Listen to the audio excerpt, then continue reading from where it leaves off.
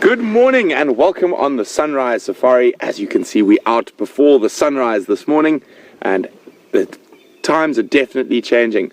My name is Brent Smith. I'm going to be your guide for the next 3 hours. Unfortunately, we do only have one vehicle operational at the moment. I have Brian on camera and together sometimes we're known as the Killer Bees. So hopefully our reputation will precede us and the animals will pop out in front of us. So welcome. We're sitting on the northern boundary. It is a lovely morning, only 18 degrees, 63 Fahrenheit. So not cold at all. Summer's definitely on its way. I'm in shorts and just a light jersey now. So none of these big jackets and gloves and beanies and things. I'm very, very happy for that. And there's this wonderful fresh smell around. And there's green popping up everywhere. And we will definitely show you that. So 4 days after the rain, some of the grasses are coming up. And some of the succulents are already out, and I'm hoping we can possibly find some wildflowers this morning as well. So if you are new, we are live, so you are pre-dawn or pre-sunrise here in the African bush with myself and Brian, and we have Tara and Nikki in final control, and we are out on an African safari. We're in search of all the big things, lions, leopards, elephants, as well as the tiny things, new budding flowers, and birds and insects and frogs, one of my favorites. So we're going to keep checking this northern boundary. I did hear lions during the night to the north, and I'm hoping they might have meandered south. If not, we'll be checking for all sorts of tracks and whatever else we might be able to find.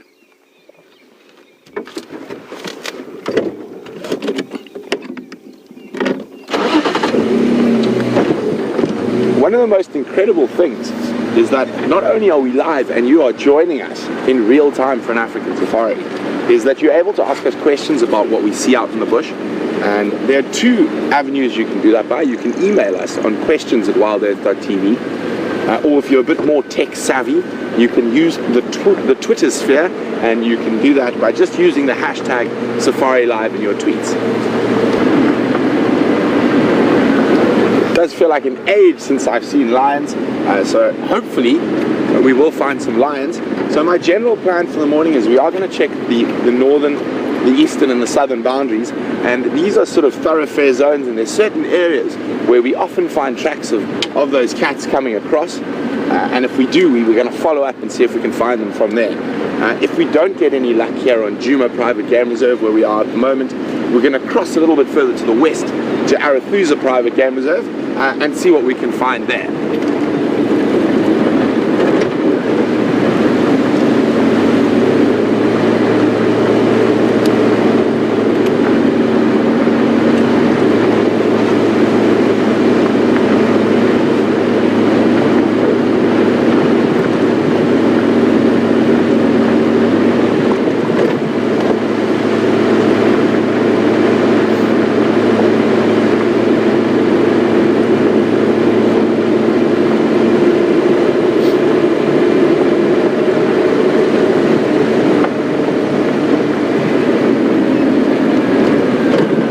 Chatting about big cats and are in search of big cats, Lindsay was wondering which leopard did James see on the sunrise safari yesterday, and it is a leopard we don't see very often. And I know this is probably not going to make me the most popular, but for me she's definitely the most beautiful out of the female leopards I've seen here up in the north, and her name is Kwatile.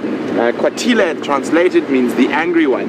So maybe when she was younger, why not, she had a bit of a reputation for being a bit growly and snarly.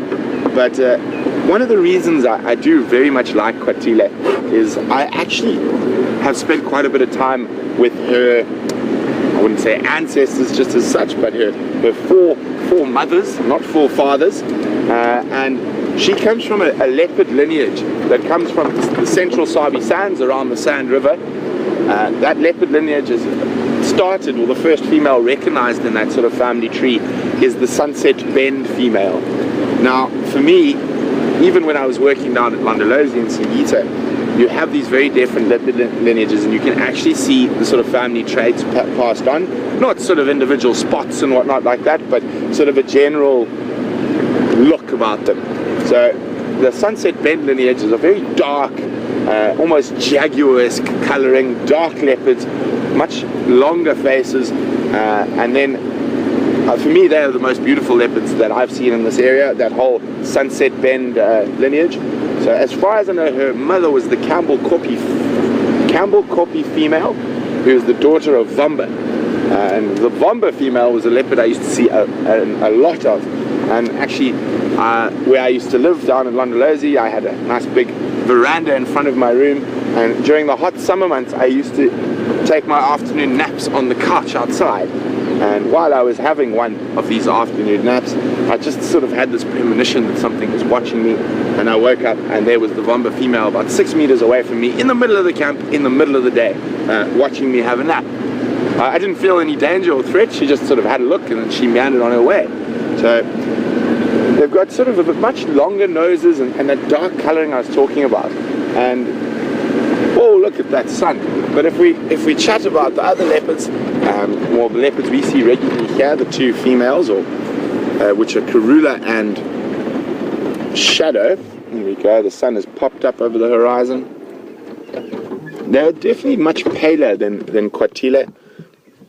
Much shorter faces, and no less beautiful. I think beauty is in the eye of the beholder. And I think just because I've spent such a lot of time with that Sunset Bend lineage, a lot of my favorite leopards in the Sabi Sands were all daughters and granddaughters of that Sunset Bend female, and who I actually saw as well before. Well, she was quite old by that stage already, but there was another female, was a sister of, or half sister of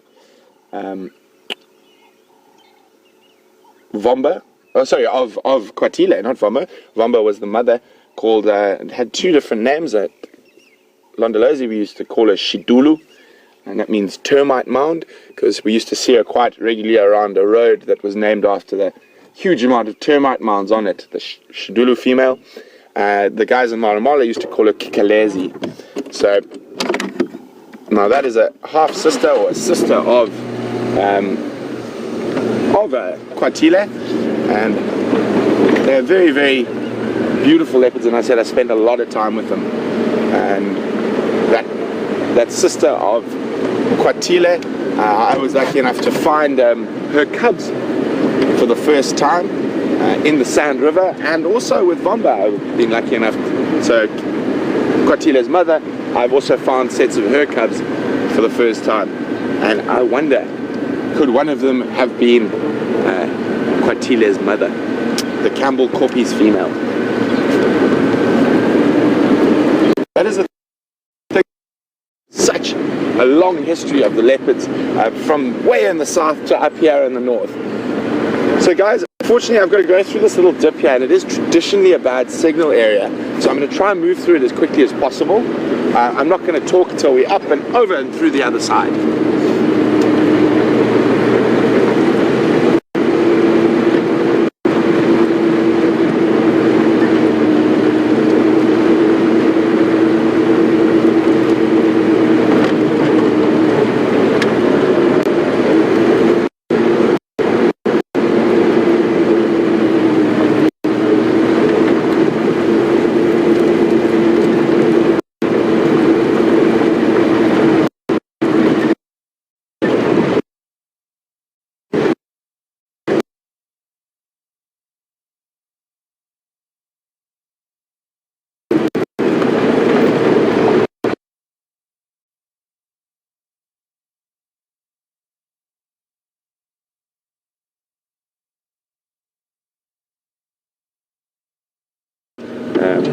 But I never want to go out in case I need one of them, so I try to take as many as possible with me.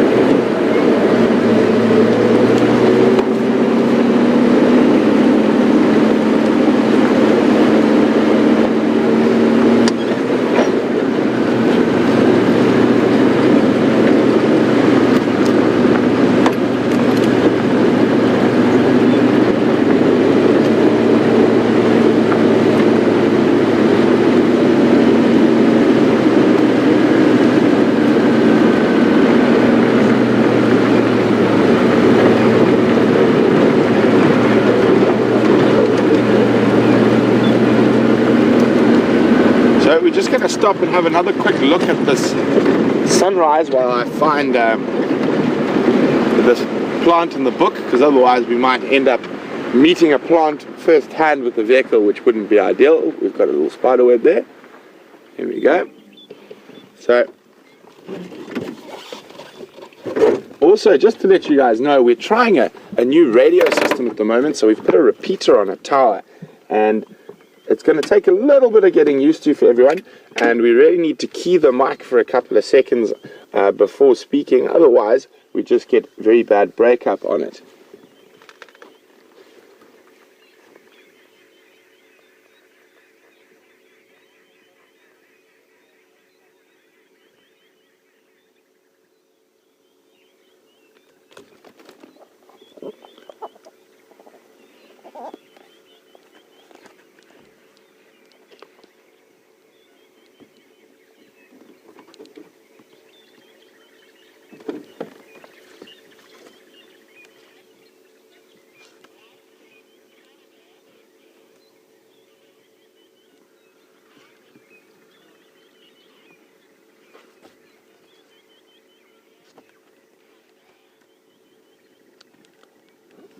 So unfortunately, as we try to figure out and improve all our systems out here in the bush, we occasionally do get some problems, and we're working through those as quickly as possible. So at the moment, unfortunately, there's a lot of cutouts every sort of 3 seconds on the radio, so maybe it could just be where I am. So we're going to try and move off to some different ground.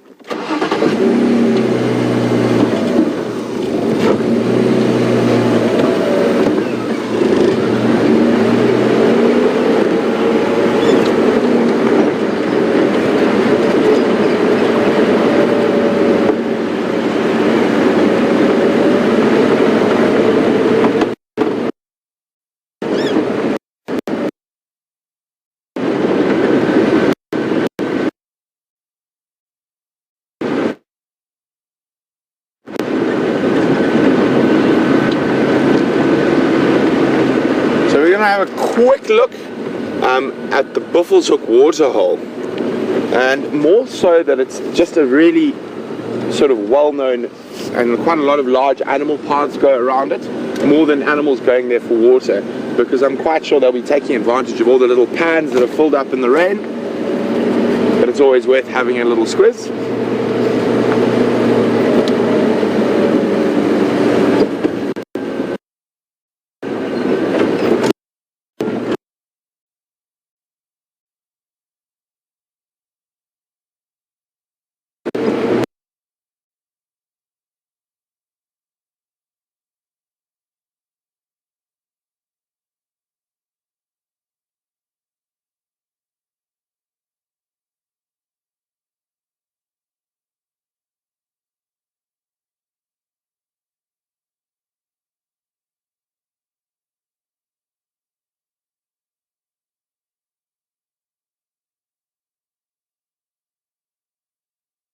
Approaching the Buffelshoek waterhole now, and I can definitely see something. It is a predator, but probably not the predator you're thinking.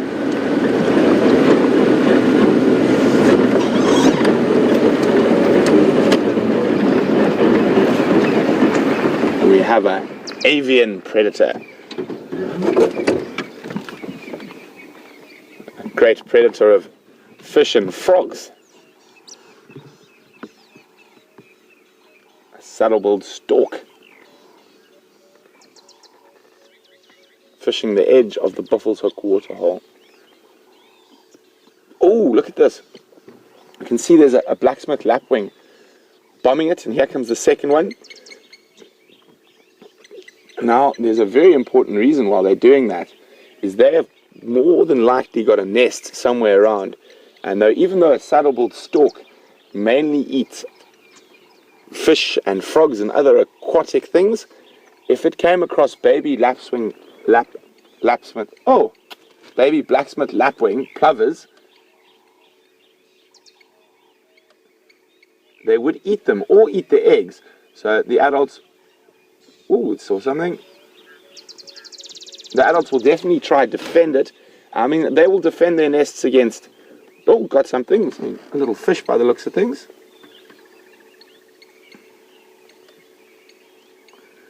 And very sorry, we seem to have gone for black screen as we approached the waterhole, but fortunately back now with a hunting saddle-billed stork. You can see how it pops its head from side to side, just in case it's chased anything in the opposite direction.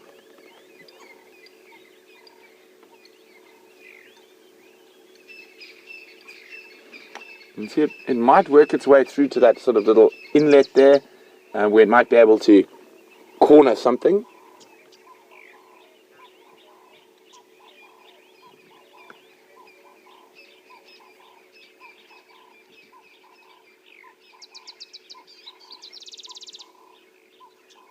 So, these opportunities, or sightings like this, give us the opportunity to listen a little bit. So if the lions are roaring, or leopards are roaring, or if a prey species has spotted them, we might hear the alarm calls.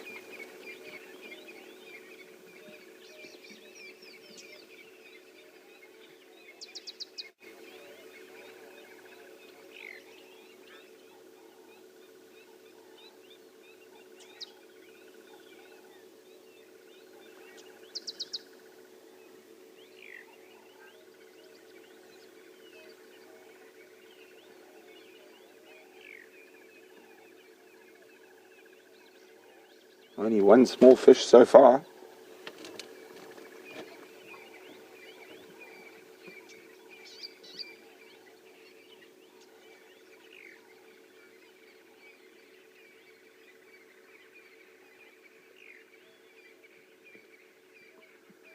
You can see that very much swayed side to side.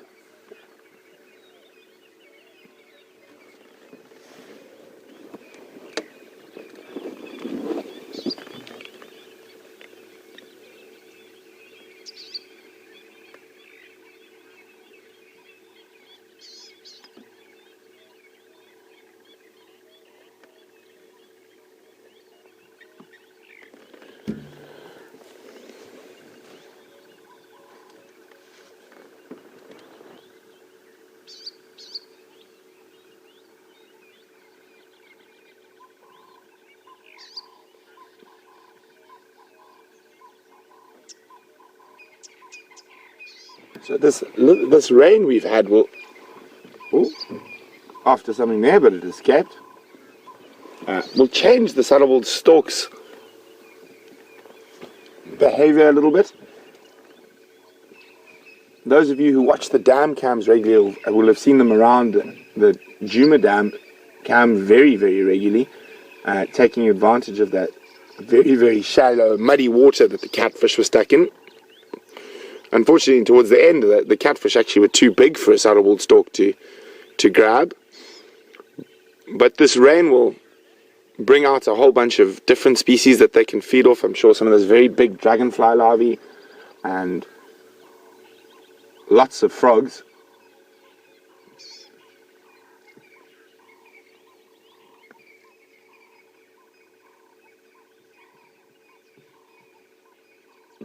So I know for our regular viewers, this is quite an easy question for you, but I'm sure there could be some new people out there who are just as keen to learn. So why don't you guys let me know whether this is a male or female saddle-billed stork?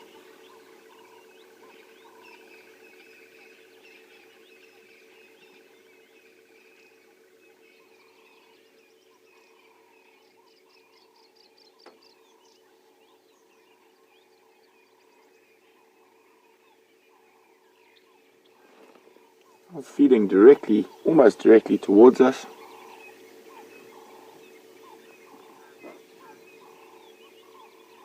Almost done the whole periphery of the waterhole while we've been here. So for those answers, whether it's a male or female, send your answers via email through to questions@wildearth.tv, or you can use the hashtag SafariLive on Twitter.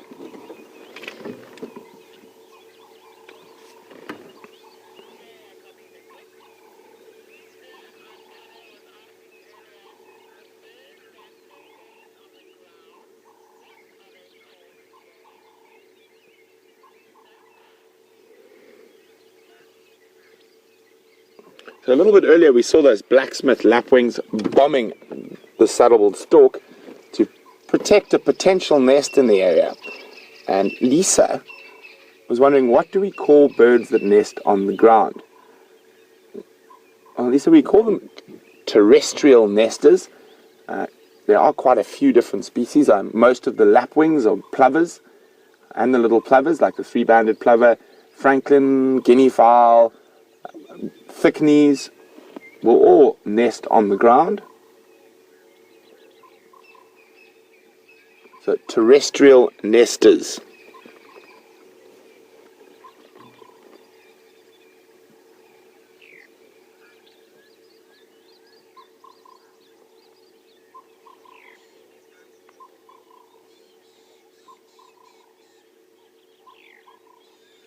I'm going to spend a few more minutes here. That stork is heading back towards where the lapwings were, so he might get bombarded again.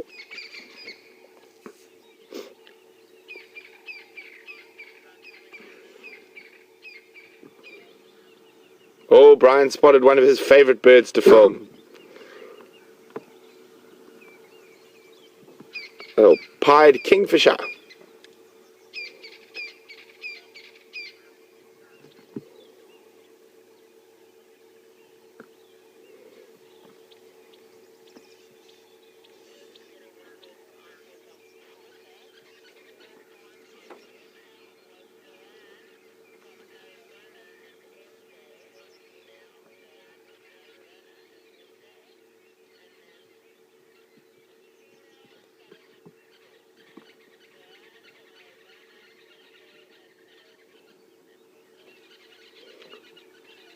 Very well done to MJ, Nancy, and Joanne from Arizona, who all got that answer correct. It is a female saddle-billed stork.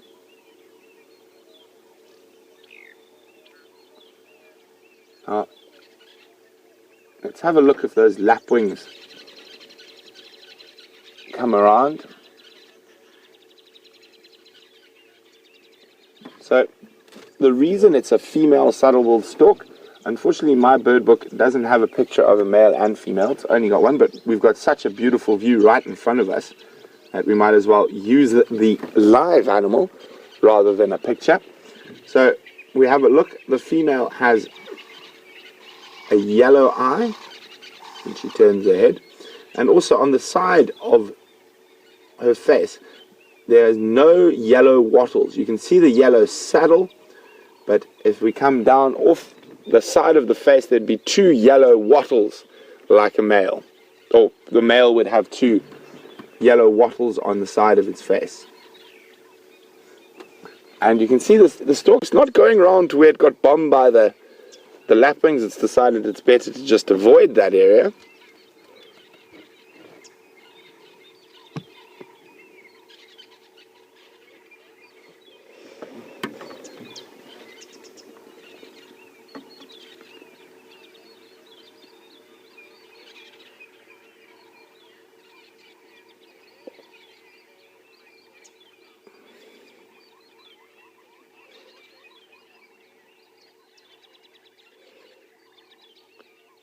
So, as we're about to leave the saddle-billed stork hunting in Buffelshoek waterhole, we've got one last question on them from Jerry in California. Jerry, I hope you're having a wonderful sunny Californian day like we're having a wonderful sunny African day. Jerry would like to know, where do they migrate from? Well, Jerry, saddle-billed storks are resident. They do not migrate, so they will be here for the whole year. Kingfisher Brian? Oh, he's flying over. No? Landed in the tree. We'll keep a quick eye on the kingfisher as well. So Jerry, they live here for the whole year. There will be little local migrations, not really migrations, but they will move from waterhole to waterhole. And the two we see, and often in pairs we'll see them, but the two we see will be resident over all the waterholes in Djuma, and they will actually defend those waterholes against other saddle-billed storks. In areas like the Okavango Delta in Botswana, where there's a lot more prime habitat for them, they don't move as much, Brian. There's this white-bellied sunbird in this combretum. You see him there?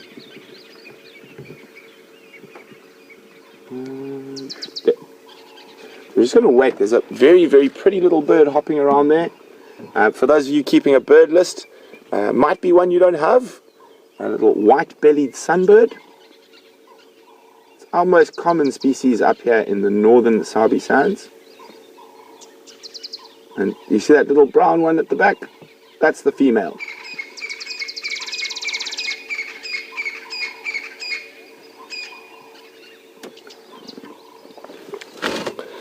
So you can see this combretum is in flower when a lot of the others aren't yet.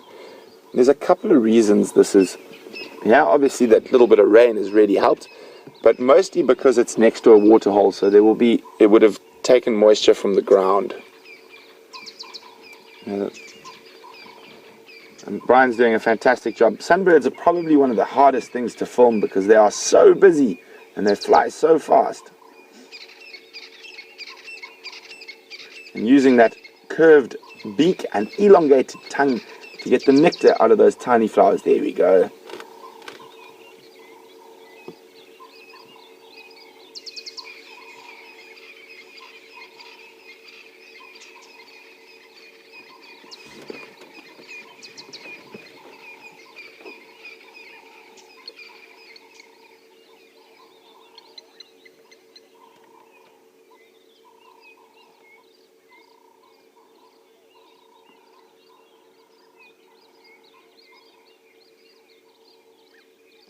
You can see how he's using that curved beak. And is that the female or is that a different sunbird species at the back? I think there's another sunbird species in the tree here. Looks like we might have a second sunbird species. Just gonna...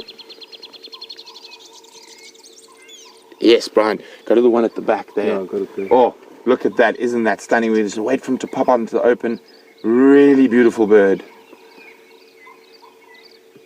So that's great about having limited flowering trees at the moment. You're going to be little sunbird hotspots. Just going to wait for him so I can get a clear view before I move forward with an identification. Now, here's my bird book.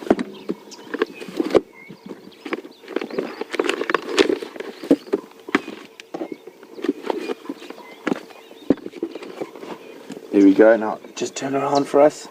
You can see much darker, doesn't have that white belly. See the black belly. Did you see that little reddish band and a blue band on the belly? Now, some of the identifying features of some of the sunbirds, and some of the sunbirds can look very, very similar. And you've got to start looking very carefully at those bands across their belly. Did he fly out? Okay, well, I'll find them in the book for you while you guys keep watching the white-bellied. And I'm quite sure this might be a new bird species for those of you keeping bird lists, that second sunbird we had there.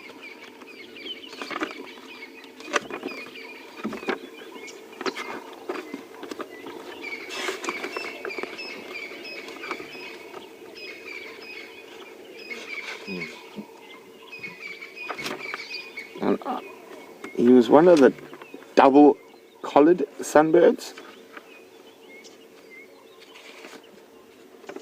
Oh, or was he?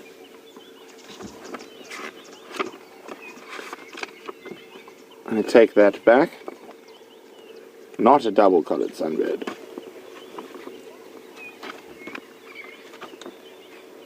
Where's he gone?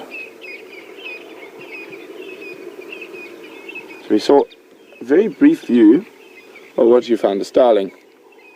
Yeah, Birchall starling disappearing. And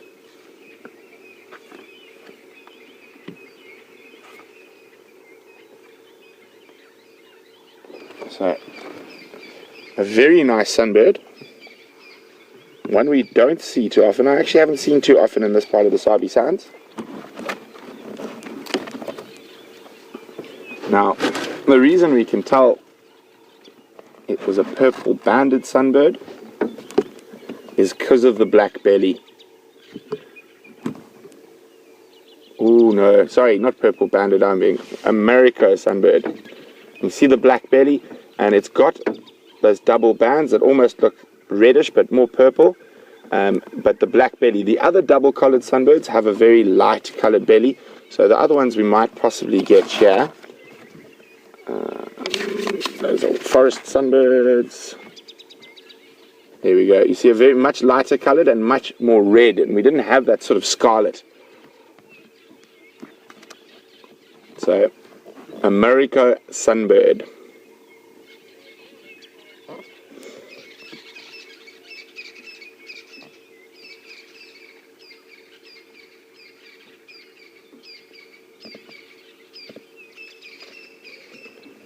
So, what do you guys think? It's either number 1 or number 4. So I'm going to put it to you. Now look how similar these two species are. I've given you two options. I've given you the purple banded and the Morocco. So it's a little bit of a test for you guys. And also a test to get me back into my sunbirds. I haven't been looking at them for too often. He's back, right?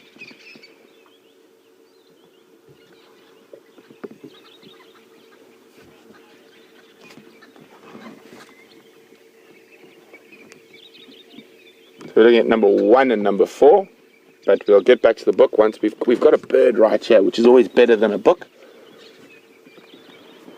There we go.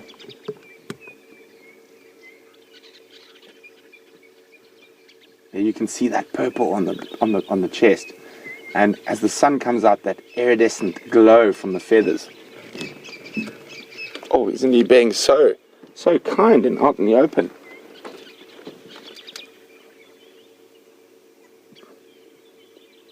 So guys, this is where birding can become very difficult because you have species that look so similar.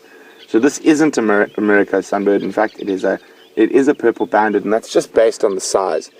The Morocco sunbird is a much bigger sunbird. It's one of the larger sunbirds. Oh, look at that, those colors.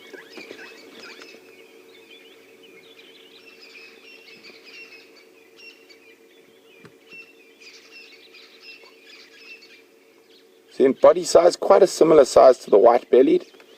So those are some of the smaller.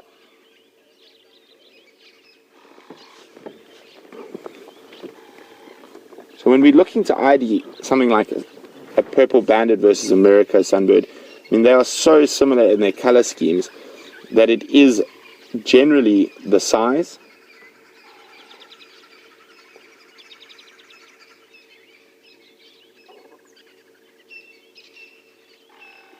And it has, the Morocco will have a much longer and thicker bill than the purple banded. And I can't see the female yet, but she could be around with him. Oh, look at that. The sun giving those incredibly brilliant emerald feathers, and we can see that purple band with a blue band above it.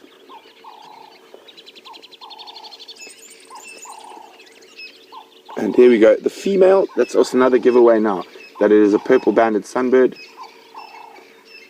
Slightly yellowish belly.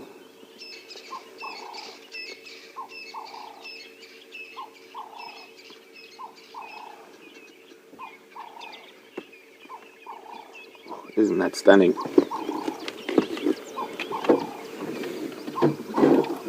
And off they disappear into the thick.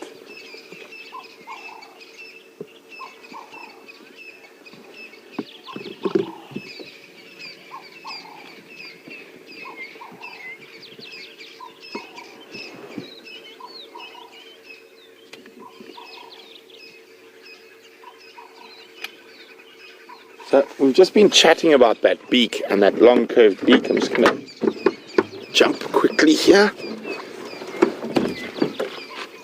And they've got very specialized beaks and feeding. For feeding, whoopsie, I'm taking things with me.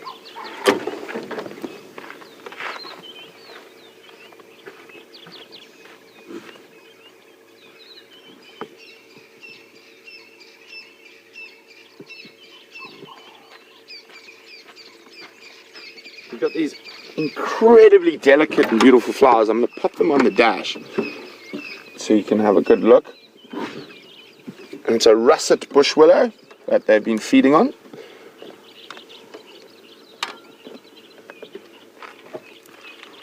So if we have a quick look at this flower now, you can see how delicate it is and how small it is. So, I mean, they've got to get their tongues and into that tiny little thing that's holding the nectar there. So incredibly specialized. And Paul noted that they look very similar to hummingbirds. They are quite similar, except they're quite a lot more robust. They're actually quite a lot bigger birds than hummingbirds. We don't have any hummingbirds in Africa. It is a New World species, or to Central and from southern North America down through Central America. But they do have very similar feeding styles, except the hummingbird will often be on the wing. It doesn't perch and feed like sunbirds. But they do have this incredible tongue that's able to go down that long beak and get at that nectar. And then a very big well done to Monica, who's got number 50 on her bird list. So very well done, Monica. So I think we've had such a little fantastic time here at Buffelshoek Waterhole. Saddlebill's still there, but unsuccessful so far. And we're going to maneuver on and see what else we can find.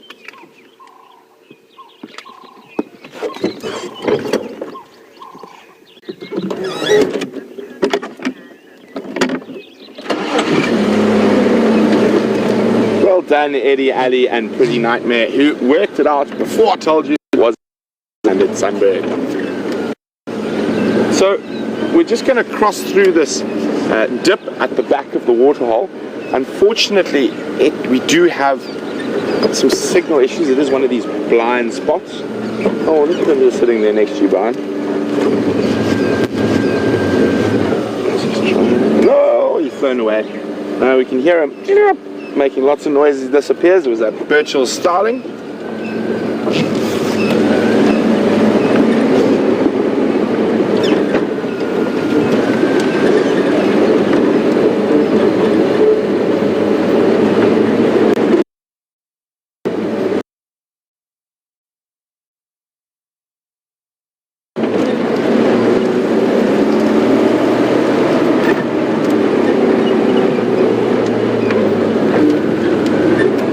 Go up and through.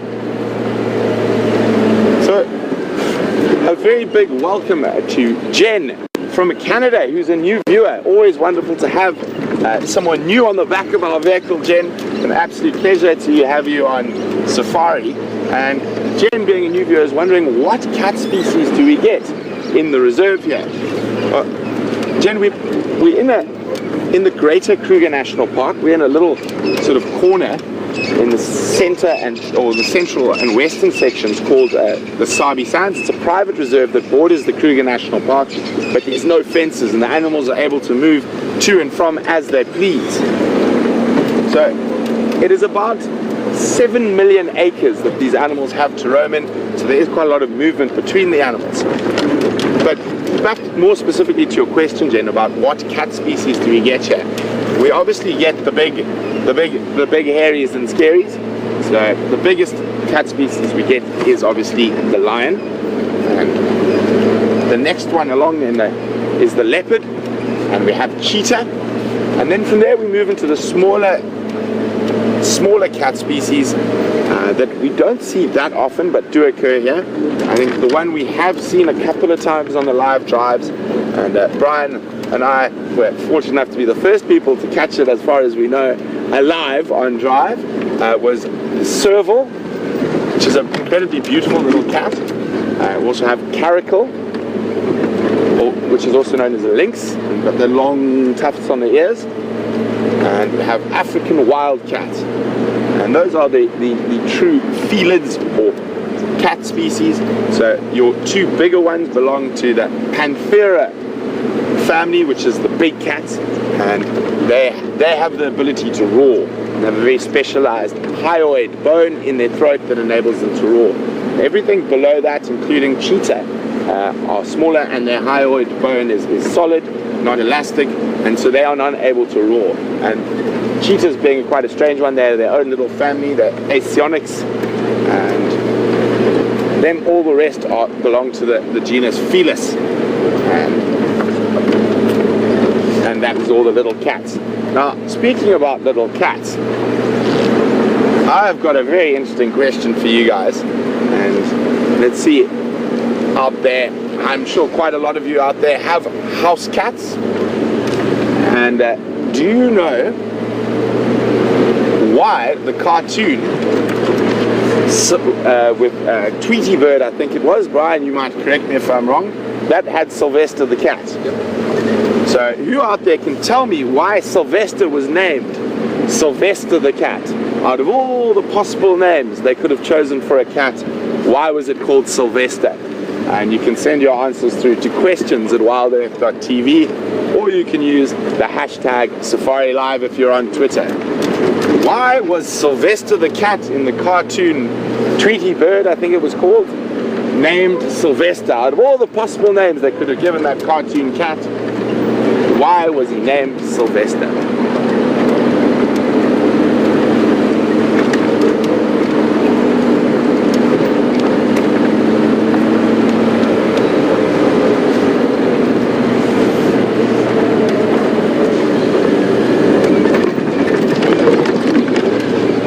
Adrenaline rush of that.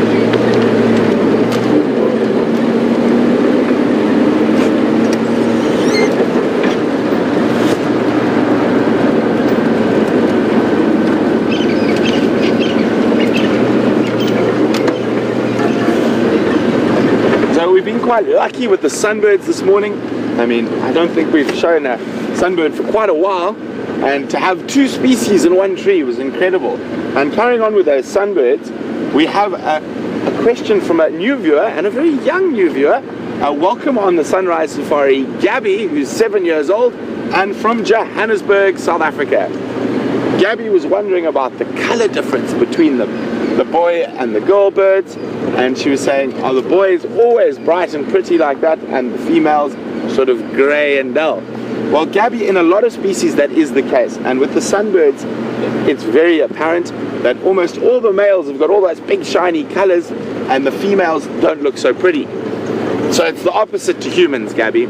So all the girls look shiny and pretty and all the boys not so much. But so the reason for this is, Gabby, that all the boys want to look pretty because they're all looking for a wife. So the prettiest sunbird with the brightest colors is going to attract the females. And the females don't need to go running around looking for males, because the males are always looking for them, so they don't have to be shiny and stand out. And so that's why the boy sunbirds are all bright and shiny, and the girl sunbirds don't have to worry about how they look.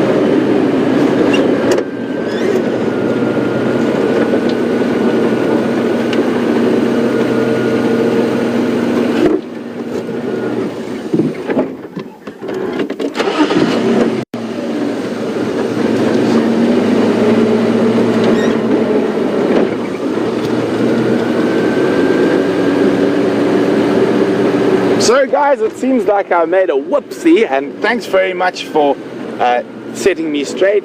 Quite a few of you, Gilly, Chris, and lots of others, said hummingbirds actually occur all the way from Alaska throughout all the states in North America. So I apologize, I only thought they were in the south. I've only ever seen them in the south, where did I see them? And I have a friend who lives in Arizona who feeds them that sugary water substance on their travels. So I do apologize for that. And then Carol was wondering, do we have bee eaters here? We do, Carol, and some of the migrant bee eaters should be arriving quite soon. The two migrant bee eater species we get here are the carmine and the European. The resident bee eater species, the most resident bee eater species we get here is the little bee eater. but also, but normally closer to the bigger rivers is white-fronted bee-eater. We might see them in the summer months moving away. Sorry, I saw another bird, quite a big one. There it is. Disappearing, skulking through the grass. You've got him there, Brian? Quran. So yeah, Scotty's just calling me on the radio. Brian's going to just show you a particular red-crested Quran who's disappearing. Standing by.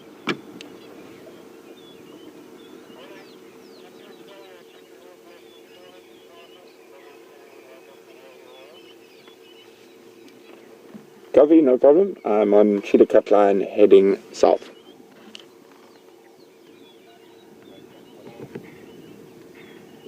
So there we go, a little red-crested Quran, and hopefully we're going to be able to catch the mating display, which should be coming along shortly. I have heard them calling. I haven't seen any bombs from the sky yet. So as we were just saying, how the male birds have to impress females so much. Unfortunately, I couldn't see whether that was a male or female as it disappeared. But as with the sun, or not quite like the sunbirds, the sunbirds rely on very pretty colouring. The Qurans are actually very similarly coloured, but so then the male, to impress the ladies, he'll fly up into the air, he'll do that call, and then he'll go straight up into the air and just close his wings and plummet to the ground, and just before he opens his wings, and that's to show the females how impressive he is. And one of the reasons that they have such a very sort of visible display is that so it can be seen by multiple females over a distance and hopefully attract in a mate.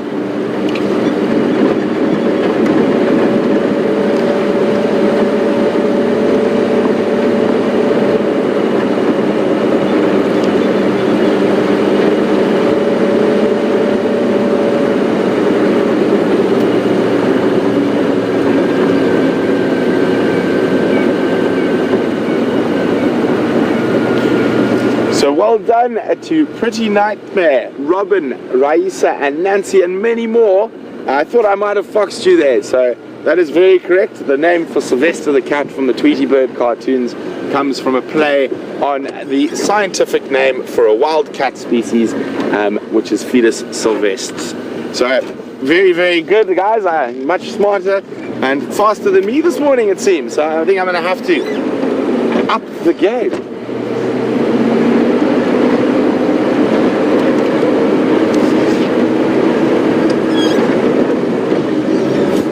So, back onto cartoons and cartoon cats. Why is Tom from... I'm joking. We all know it's Tom because it's a boy. Tom from Tom and Jerry.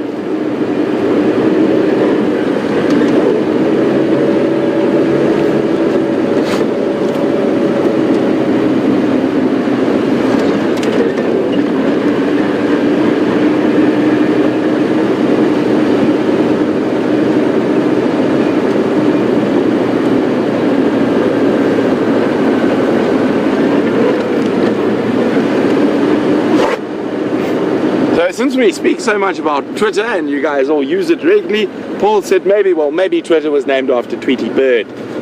Possibly, Paul. I actually think there's a strong possibility. And ex-Ranger thought Sylvester might have been an African explorer. I'm not 100% sure. I think if I remember my cat history correctly, Sylvester is actually possibly a European wildcat, but I will double check that for you.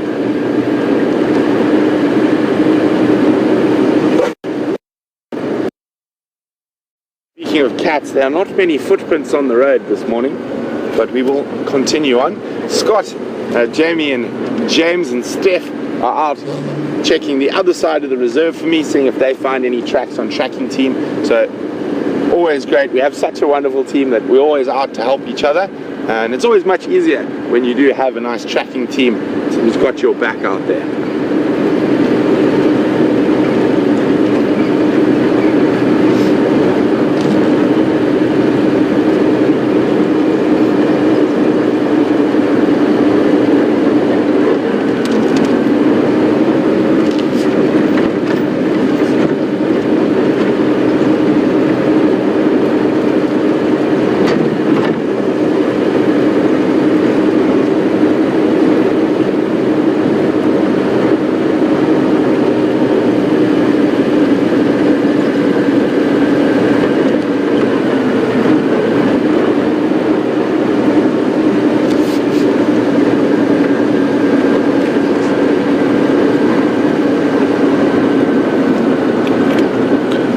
been chatting quite a lot about the different color variations in some of the birds we see, and Bugsy and Barb are wondering, they thought it was possibly so the females were more inconspicuous while nesting. That is a possibility, but one must remember most of those nests are also built by the males, and the males in quite a lot of the species will help raise the chicks, so there is that bright flashing thing that will be around the nests. So there obviously is an element of that, but most of these vast sexual dimorphism, like we see in Nyala, is all for sexual competition and mating rights. Mostly. Not always, but most of the time.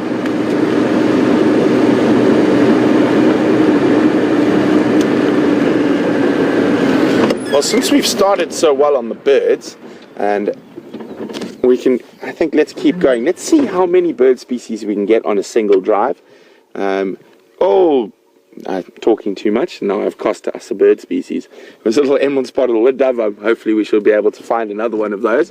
But you guys are going to have to keep track for me. So let's see how many bird species we can get on this sunrise safari. And hopefully we might get some of the first migrants coming back as well.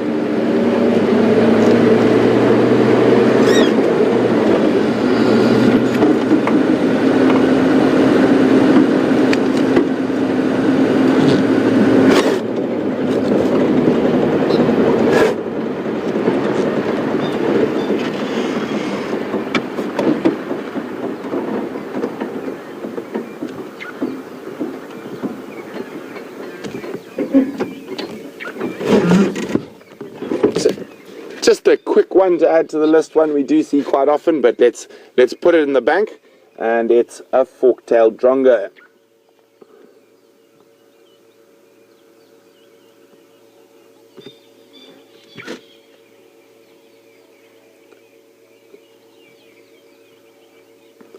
So Marian's saying she really likes marabou storks, but we don't see them too often. I know James had some on a safari not so long ago when the Buffelshoek, the Juma waterhole was very, very low, and they were there trying to feed off those catfish. I can hear a coqui francolin off to the left. And also on those larger birds, PK from Iowa is saying, well, where do they nest? Well, they form big flat stick nests normally in dead trees or larger trees like jackalberries, and they will form a big flat crown of nests in this area. In areas like the Okavango Delta, they nest in things called heronries. I think that's and heronries, you'll have multiple species of egrets, herons, and storks all nesting in zyzigiums or waterberries that grow in the water and generally on oxbow lagoons and that. So it just depends on the area, but they do nest in sort of big stick nests in trees. Of course, now this coqui francolin has decided to stop calling.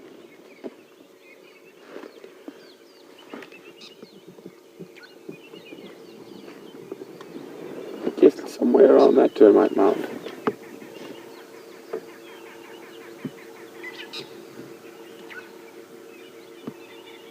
Oh, one's called further away, he might respond.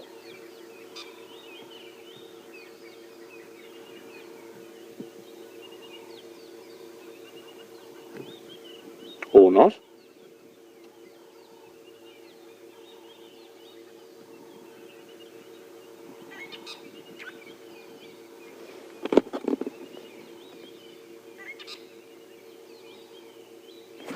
Okay, well, it doesn't seem to be playing the game, so we will carry on.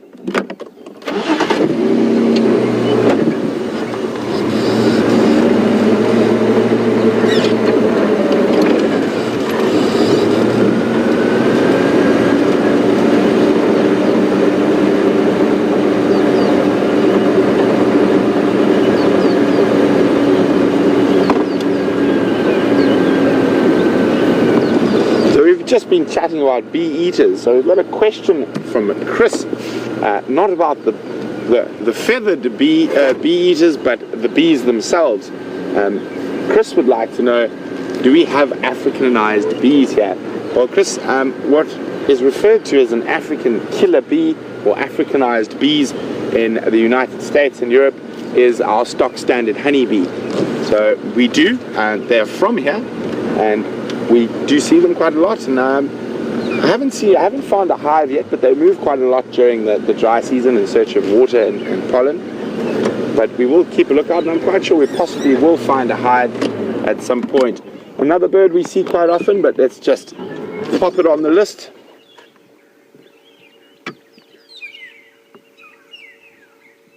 There we go, long-tailed shrike, or magpie shrike.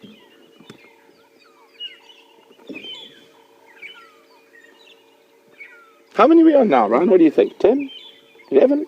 At least. At least. What do you think's a good... Brian and I are going to just try and make up... What is a good target to get to on the sunrise safari? I think we can get to 50 bird species. It's going to be a challenge, but I think we can do it. Okay.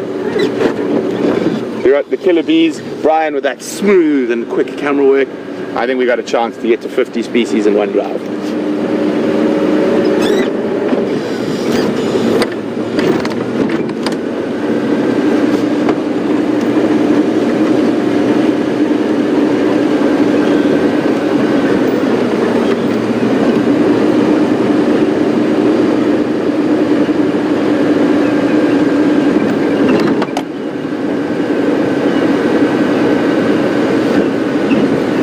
So, just as I mentioned, Brian's fantastic camera work, Lucy from South Bend, Indiana, has complimented Brian on his incredible filming of the birds. Well, Lucy, I agree with you completely. I'm very lucky to work with a cameraman like Brian. Thanks, Lucy.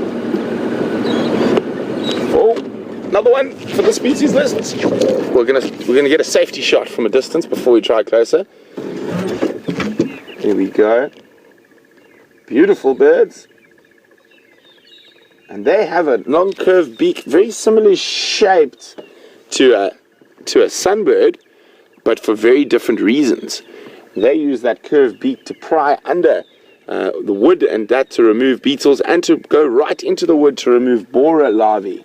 And that is a green wood hoopoe. Oh, and we hear that call.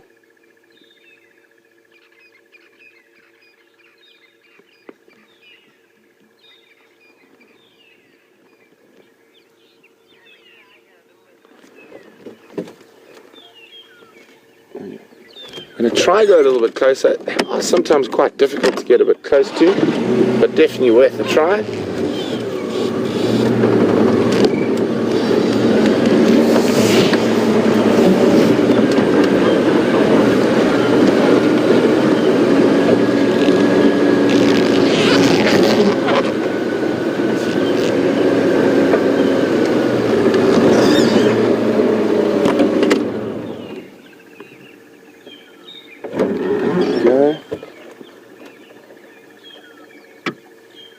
See them. Wonderful red bill, the white windows on the long tail and wings. And as the sun catches them, they'll get that iridescent blue.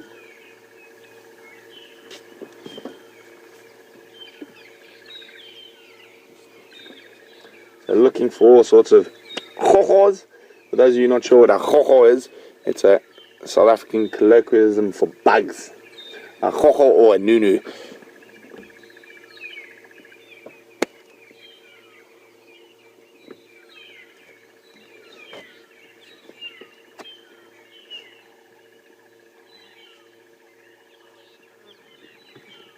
Okay, let's see what else we can find.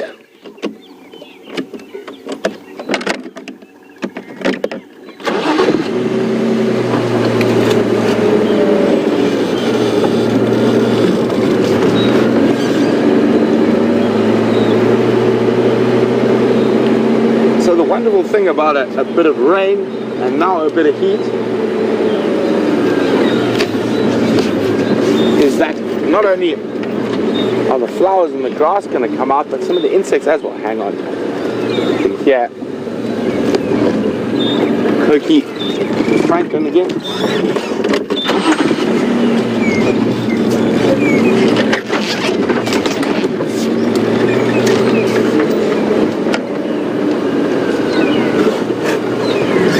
francolin species, your coqui and your shellies, are far more retiring, so they skulk through the grass, making them a bit more difficult to find.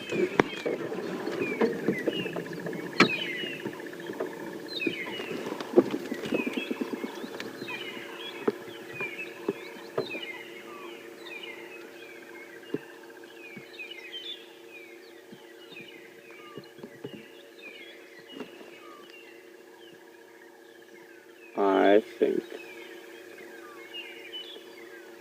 maybe no.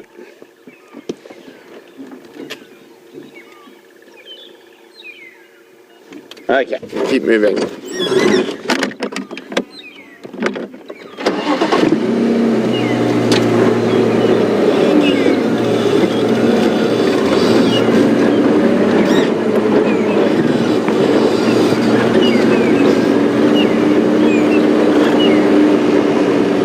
As we continue on our avian themed morning, I have a very impressive bird list. Laura from Finland said thanks very much for the sunbirds, but also she is on 160 species since the drives have begun. That is incredible, Laura, and keep it up. Hopefully we can make it 161 today. What'd you spot, Brian?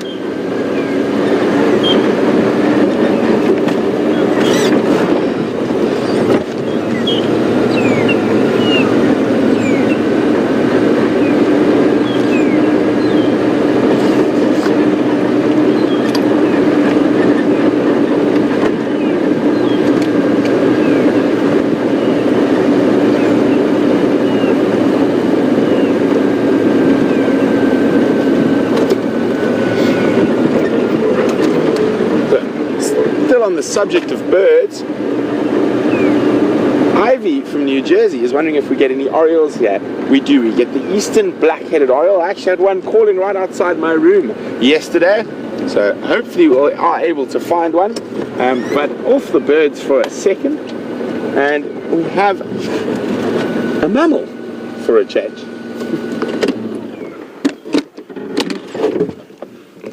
Blue wildebeest bull.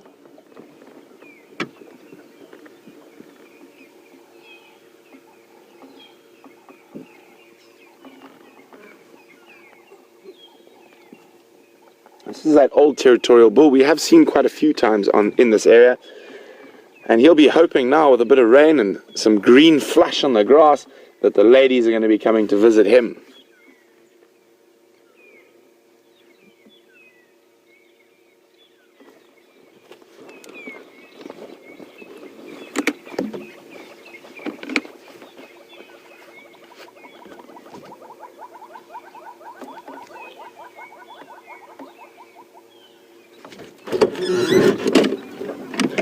We'll leave him be on his morning graze.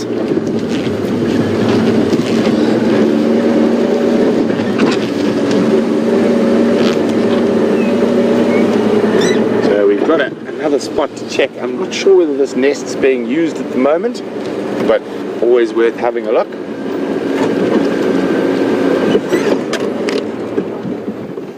Another one for the list for the morning. Chin spot batis. There you go. Turn around, let's see if you're a girl or a boy. Looks like a male chin spot batis. The female actually has the little red chin spot. And they've got a wonderful call. 3 blind mice. There we go. Give the full call. No, he's only doing half.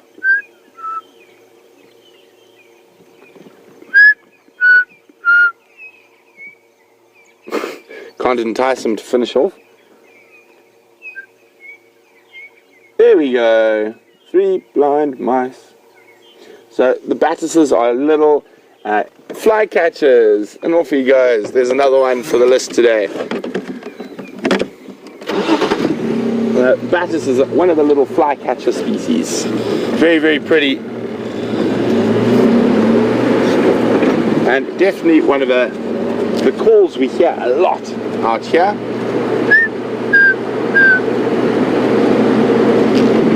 So next stop is hopefully going to bring us another species. And they are nesting there, or they have been nesting there in the past. This is the wildebeest walking up the road, the one we just seen.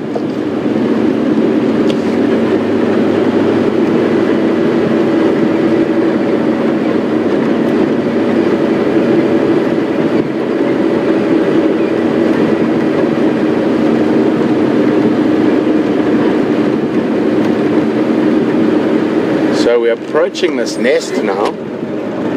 Brian, do you know this nest? In this. I don't think they're here at the moment, but it's worth having a look. The hole.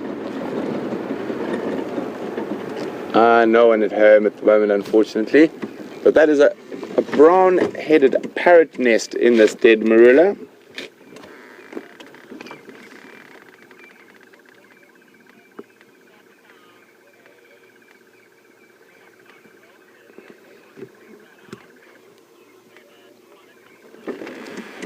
There's at the moment, disused brown-headed parrot's nest, but a nest like this might be used by other birds now that they've vacated. You could find this would be a really nice nest for a lilac-breasted roller, or even a hornbill. But a hornbill would close up the nest and with mud eventually if there was a female with eggs inside it. Also, the wood hoopoes could use this, those green wood hoopoes we just saw. So a lot of these holes might be used by various different birds different times, as well as things like monitor lizards and snakes and bush babies and all sorts. So a cavity in a tree is high-end realty out here.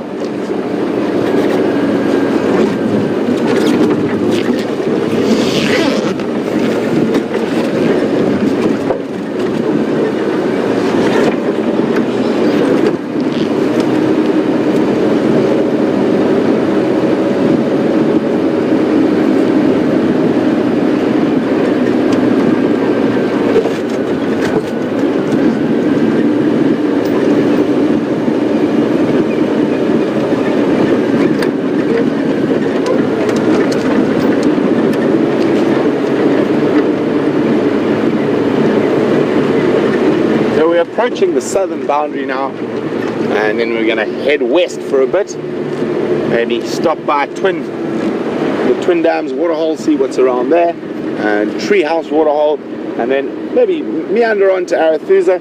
We might get some nice aquatic birds at the Arathusa Dam to add to the list. So 50 is our goal for the sunrise safari. I'm hoping we can surpass that.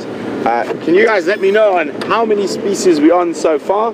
And you can do that by emailing us some questions at WildEarth.tv, or you can use the hashtag SafariLive on Twitter. I'm having a quick look at tracks around here. Can be any of interest?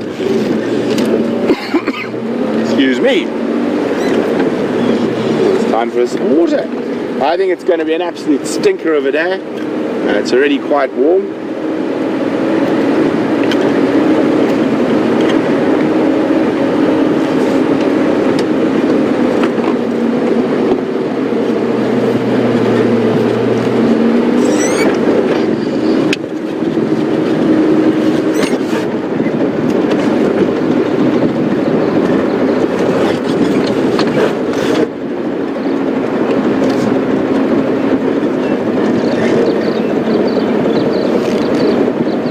Not only are we on the prowl for the predators this morning, we're on the prowl for the birds as well. For those of you who are birders, we would be watching. Oh, there we go. It's disappearing. I'm sure Brian can catch him. Yes, there we go. White-back vulture. You can actually see that white back as he disappears there. That white in the middle of the back. There's another one. Not the best vulture sighting, but definitely identifiable. Distinct white back as he took off. Nice camera, Brian.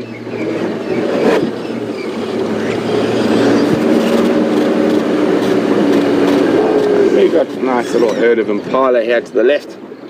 Let's see if there are any oxpeckers. It might be a little bit early. All these ones are having a bit of a game here. There's female headbutting a female. This is last year's babies all playing, starting to have a silly few minutes chasing each other around.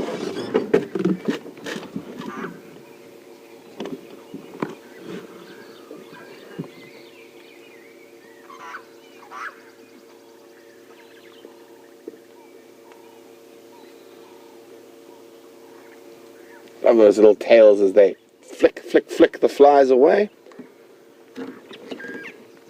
Well, unfortunately, no oxpeckers yet, and you can see they haven't extended their coat, so it is a nice warm morning.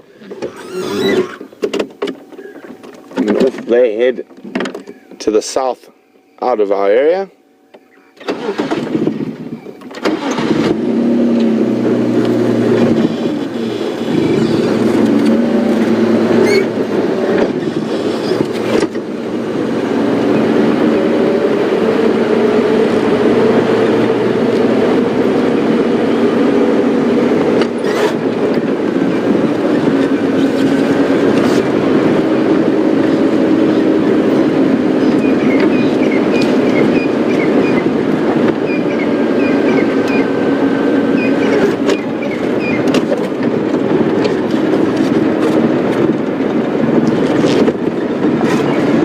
The land is devoid of large cat tracks this morning, and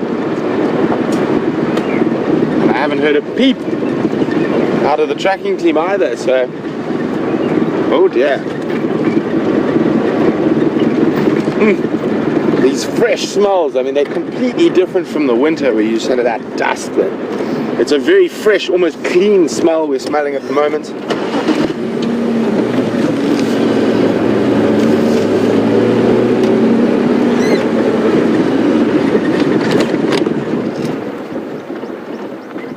There we go. We're going to land. Nope, but still. There we go.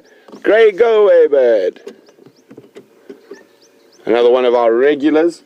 And as I said, let's put them in the bank, check them off, and keep going. We're on a twitching morning today. For those of you not sure, it doesn't mean I've got a funny twitch. It's a sort of a birding term for birders. They're often called twitchers, and it's probably because they twitch when they see a new bird species. Twitch with excitement, that is.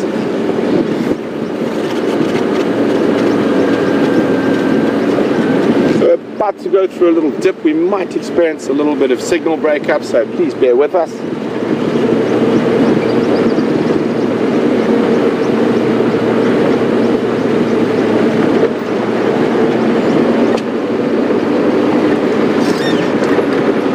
I'm hoping the signal holds so we can get another one of our regulars off the list.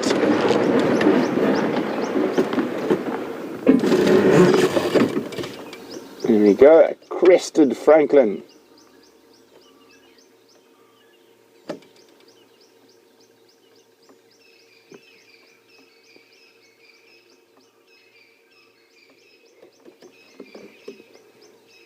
So another one of our regular birds that we see quite often.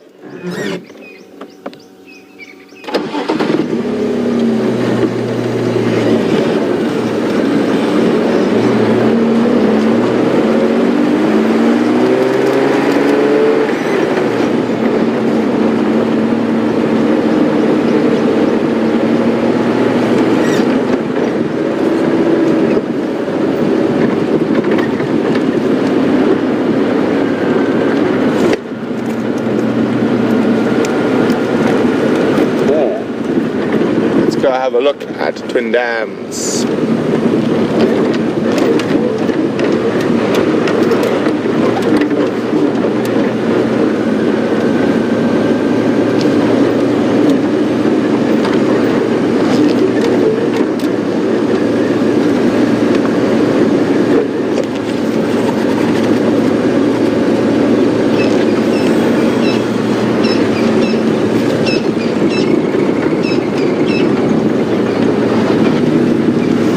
I seem to be having a little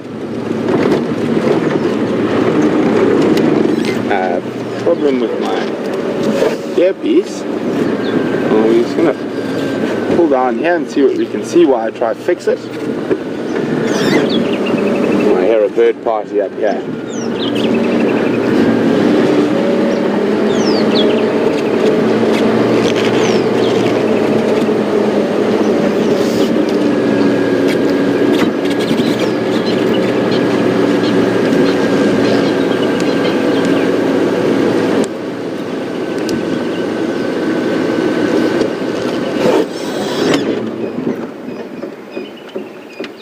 Guys, I'm just going to sit here and listen for a second while I try fix something here quickly.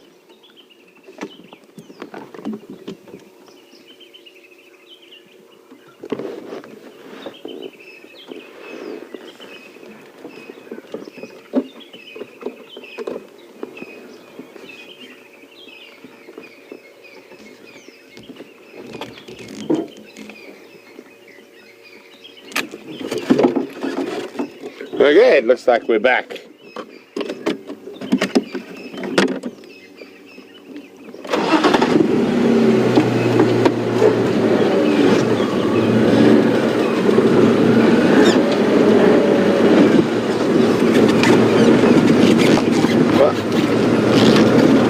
Well, Anna Marie says she's calling this episode Birding with Brent, but I think it should be actually the triple B, Birding with Brent and Bryan.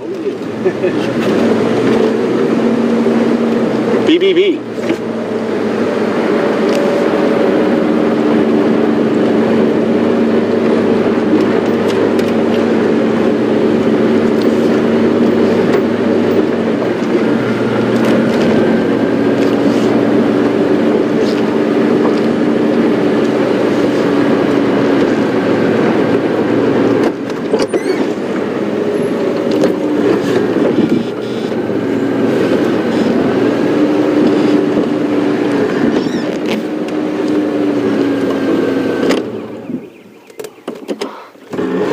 Well done, Brian. Brian's found another, what is that? A yellow-billed hornbill. Another one of our regulars, but well spotted by Brian there. We haven't got them on the list yet for this morning. And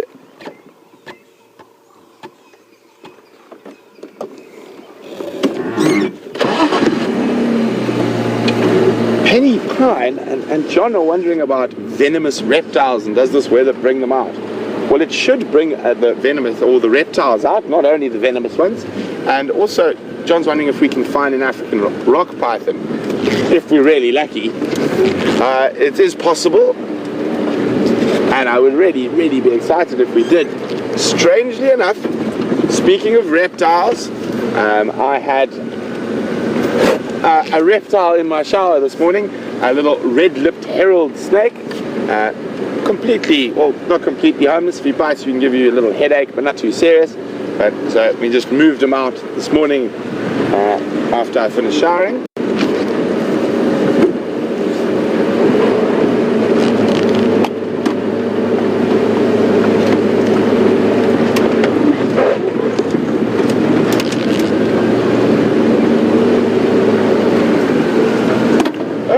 Guys, I'm just going to get a hold of Scotty quickly on the radio.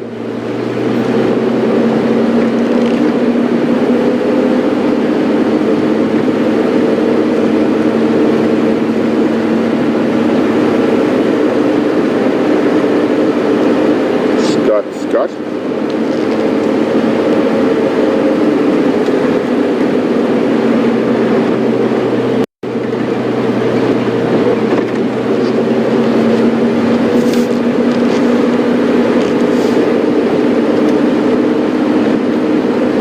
Thanks. I'm at Treehouse. I will head towards that position. So, a quick update from the tracking team. They have managed to find some tracks of, it looks to be Shadow and Madiba heading south into Arathusa. So we're going to head towards that area. We're going to keep up with the birds, don't you worry, but hopefully we can add some kitty cats to the birds.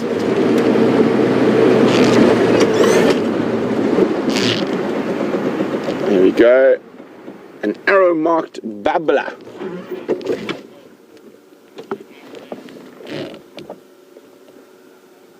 There we go. I wonder where the rest of his flock are. Normally very loud and moving together.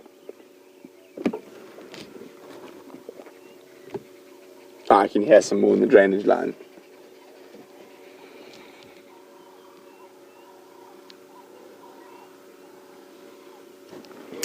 Oh. There's another regular. Probably get off the list so we can start focusing on some of the more finicky species. Soon to be 2 in the tree. We can hear them calling. There we go.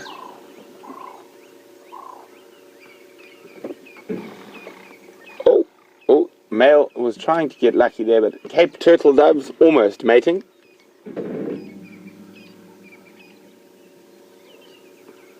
Unlucky, sir.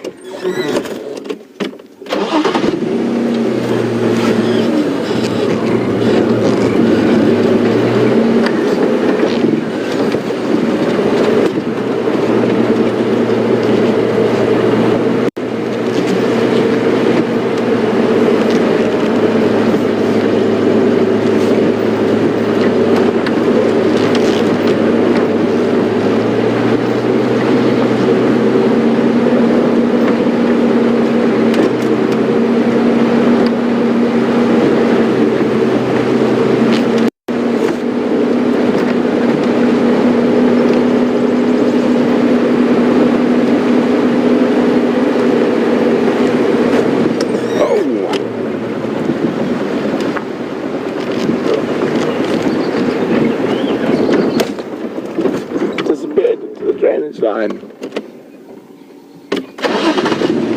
There's a little metal francolin. I'm sure we'll spot another one as we meander through.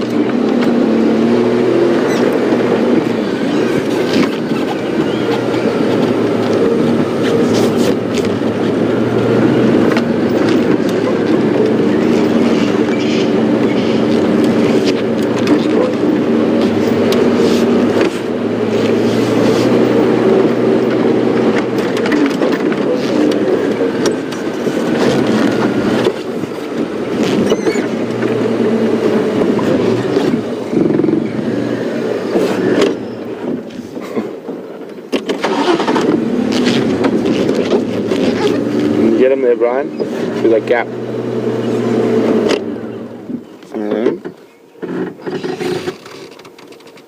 You see him? Not anymore, no. Okay, see the come out of it? Let's figure out where we are.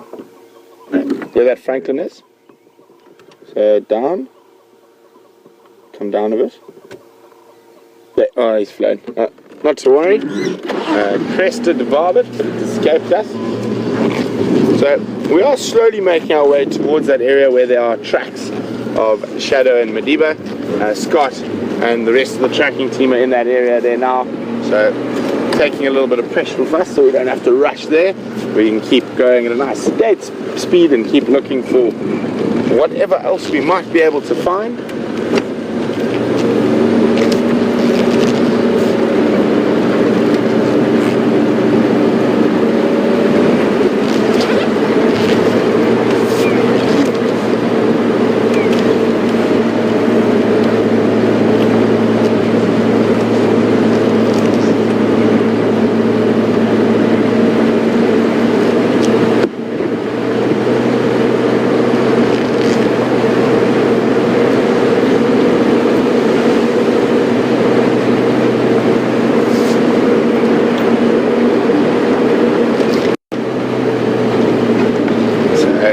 I know there's a lot of different birds you guys would like to see. Lily B would really like to see a rose eagle owl. Me too. And maybe if we have no luck with Shadow and Madiba, we might go look in that drainage line where we hear them calling so regularly around the Djuma Dam camp. And Miss Jin would like to know, what is the rarest bird I've seen on drives? Miss Jin, I'm assuming you mean since we're here on the live drives. Oh, I'm not 100% sure. Probably yellow-billed oxpecker is the rarest one we've seen on the drives.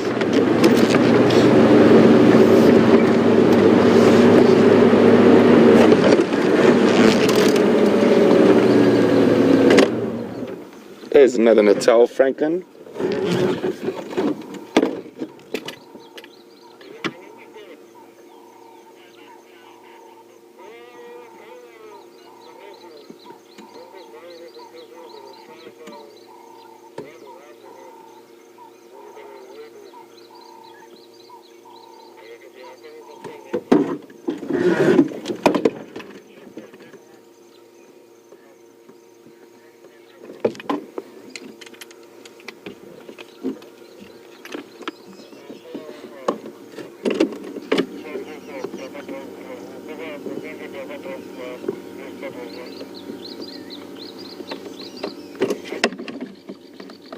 Sorry guys, I'm just going to be on the radio for a second. Tax coming. Morning Tax, what was that update?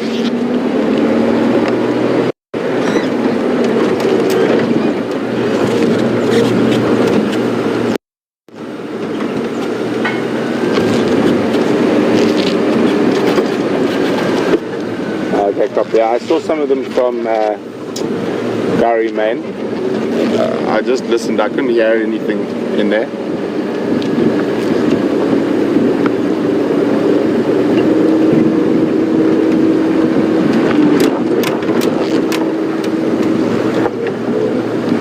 Copy, thanks.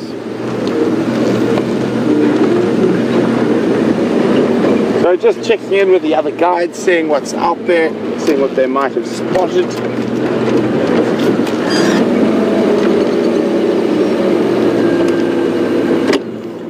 The light's going to be quite difficult, but there's a pair of cardinal woodpeckers.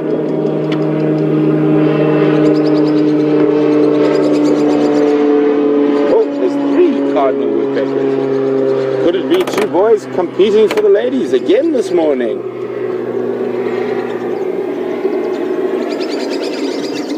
I think that's exactly what's going on. You can see the boys opening their wings, making lots of flapping.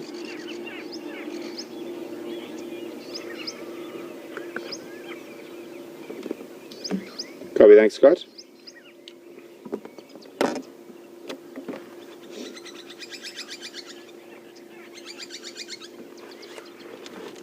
So definitely males are trying to impress the female who's trying to probably just get some breakfast. You can hear that loud noise. You can see that dancing there, opening the wings. The female right up on top, and the 2 males constantly following. The male closest to her is probably winning, because the other male is staying a little bit further away. You just catch those brilliant glimpses of red from their caps. There we go, you see there's that dance going on again. Oh, as soon as the other male comes in, he can't help it, he has to be there closest. And a fork-tailed drongo just overseeing proceedings.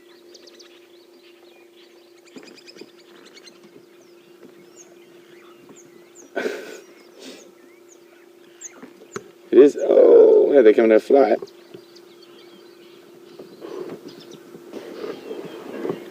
And they keep going. Well, anyway, there's another nice one and a really nice little bit of behavior. So you heard me just say copy thanks on the radio there. Scott is still on the tracks and he's just letting me know which way they've gone so I don't start in the wrong area. So we're going to go join Scotty and the rest of the tracking team to see if we can find Shadow and Madiba. So guys, please let me know how many bird species we're on, and you can do that by sending us an email to questions@wildearth.tv or use the hashtag SafariLive on Twitter.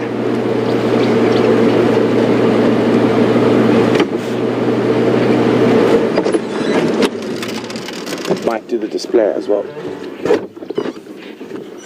Here we go. Very high in the sky. I'm hoping they do some more of that sort of mating displays we've been seeing this morning. And there's a lilac-breasted rollers. See if they give their... There we go. there we go. That's part of the display, and that's how they get their name. They roll their wings as they go down. Unfortunately, they've disappeared quite far, and landing in the tree. But we hopefully are going to catch a really nice clear roller roll at some point. But there we go. There was a lilac-breasted roller doing a little bit of that, also mating display. So it seems like love is certainly in the air out here in the bush at the moment. A little bit of rain, a little bit of greenery, a few bugs around, and everyone is got mating on the mind.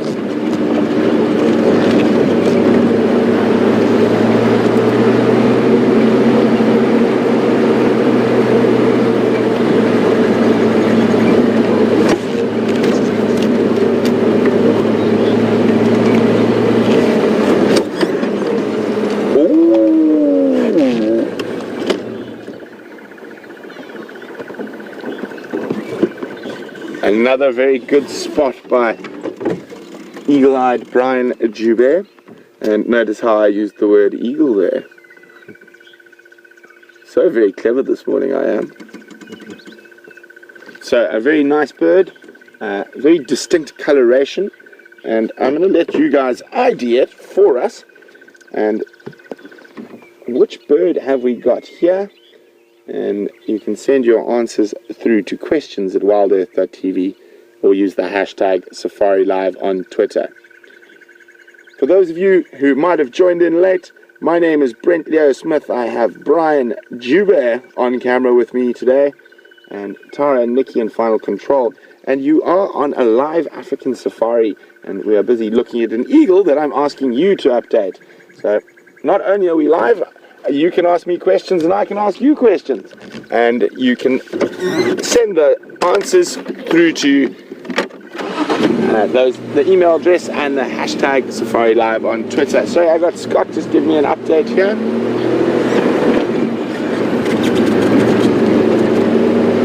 Copy, Scotty, can you go again with that?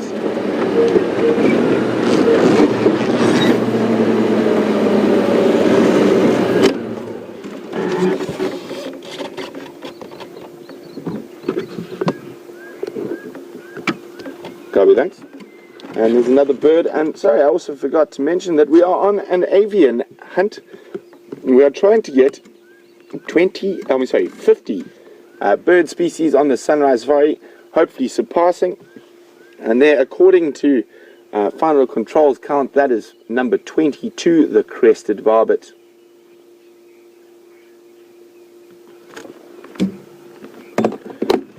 And Scott and James, and I think it's Scott, James, and Jamie, and possibly even Steph, are all out on tracking team, and they are hot on the trail of Shadow and Madiba, and they've just let me know where the last tracks are.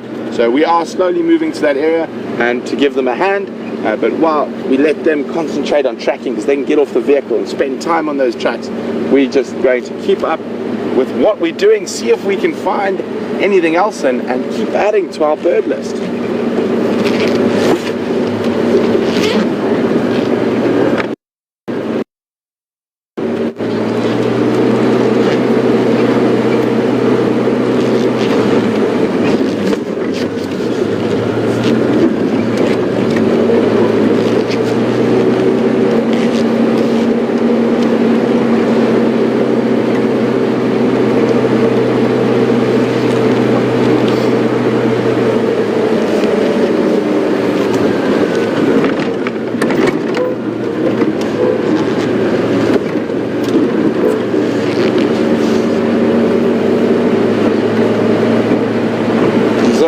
We keep the quizzes and the bird game going. Shamrod says, how annoyed did I get with my parents with the constant quizzing growing up, or did I just embrace it? Well, Shamrod, I embraced it. My brother did get annoyed with it though, and my mother, but my dad and I were definitely embraced it, and we used to play these games for very, very long periods of time.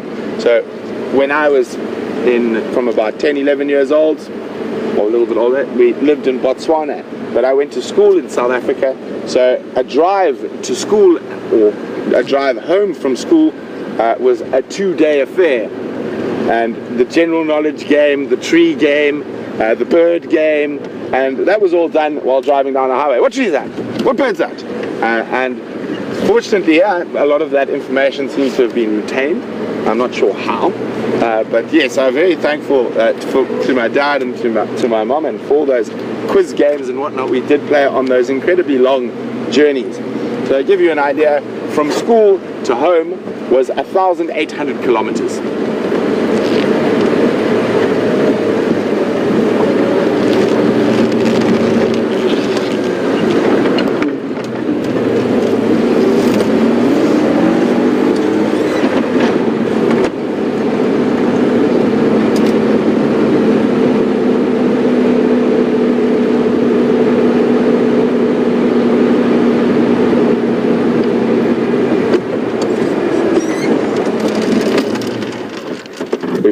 Another hornbill species who's shooting across. It's an African grey hornbill.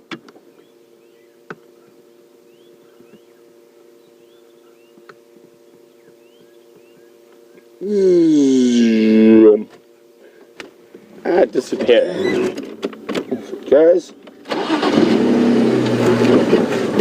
So the difference between the hornbill we saw earlier and the African grey, the most noticeable difference is the one has a bright yellow bill, the other has a grey bill.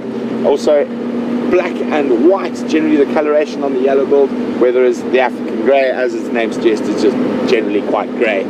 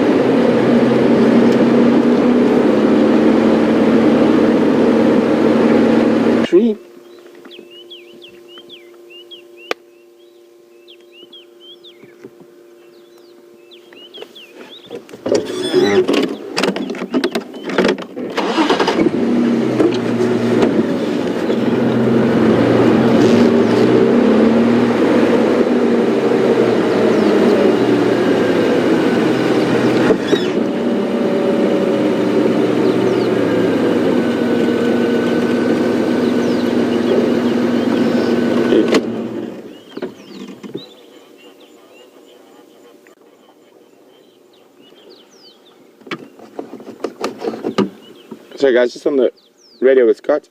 Copy, thanks Scott. I'm at the signboards now, I'll be there shortly.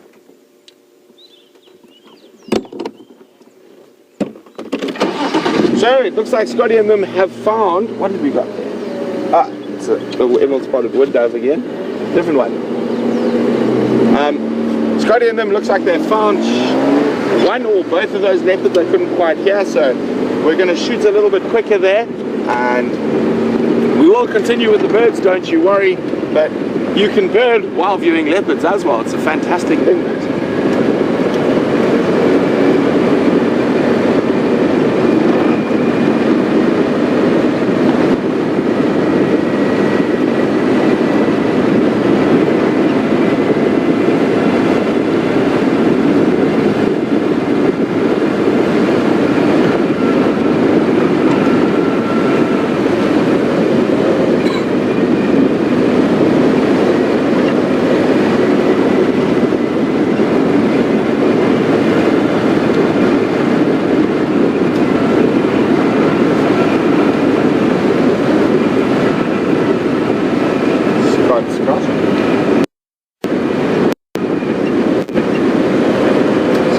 Line up already, or did you call us to that site to track this?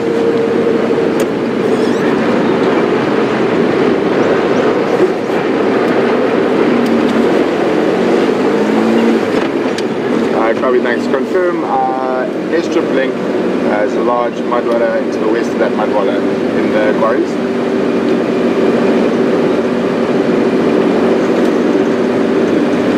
Copy, thank you very much.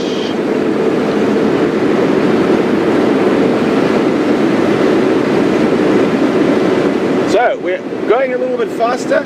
We're trying to get there to find We can actually see the tracks. I'm not going to show you now, but you can see the tracks of Madiba and Shadow walking down this road, and Scotty and the rest of the tracker team have been following them for about the last half an hour, and they've managed to find it. So we're going to shoot straight in there and have a look. I haven't seen Shadow for quite some time. I have seen young Madiba, but not Shadow, so it'd be nice to catch up with her, have a good look. And it's really good that she's actually back with young Madiba. We were worried for a while she was going to abandon him completely at a very young age, but she is still caring for him. Now, being attacked by a roller, that squawking you hear is a lilac-crested roller, literally flying directly above us.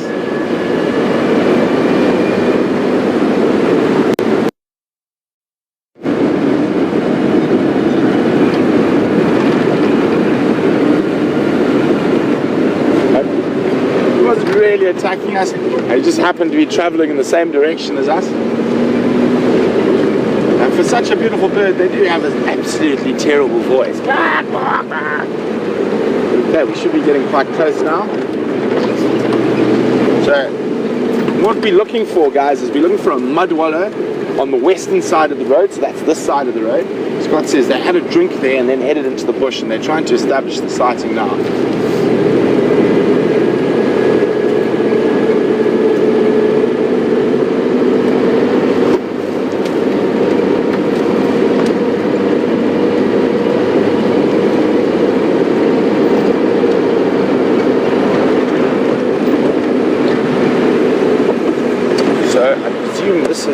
We'll have a look from the tracks. I can see their tracks there where they've drunk. Can you get that one there, Brian? Not the nicest mud wallow to drink at, guys. Is it? Are we too close? Try a look at the monitor. You can just see it there in the mud. Scott. Do you have my vehicle audio?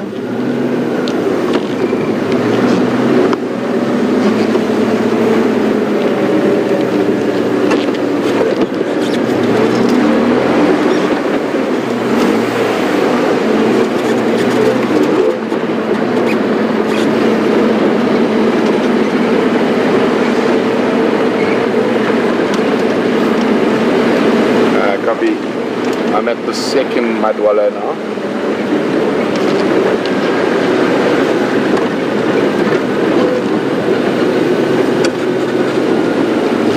Copy, I've got your tracks leaving the road. I've got your visual. There we go, we've spotted Scott. And really good news, both Shadow and Madiba are there.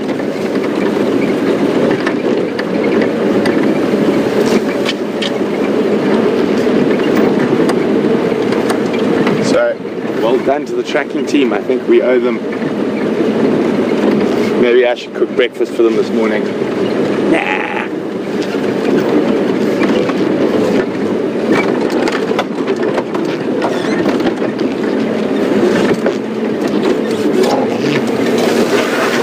He is looking a little bit too impressed with himself at the moment. You can see him sort of strutting on the front of the tractor seat there. That's Scott and Jamie. Thanks, guys.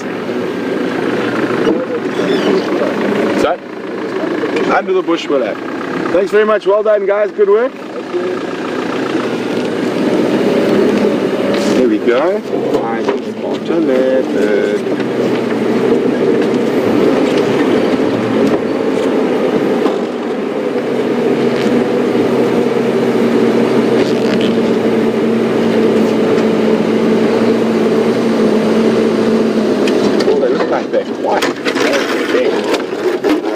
That heavy panting.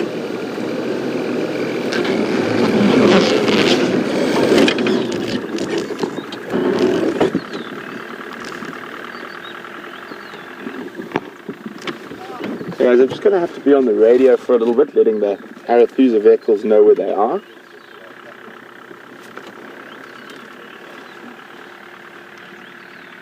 Is any station in the west copying me? And there's Shadow, being a little bit grumpy. I'm not sure whether it's towards Madiba or us. could be either.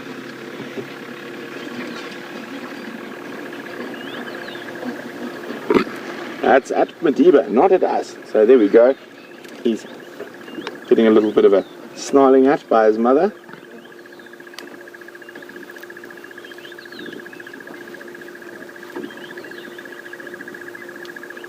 Any station in the west copying me.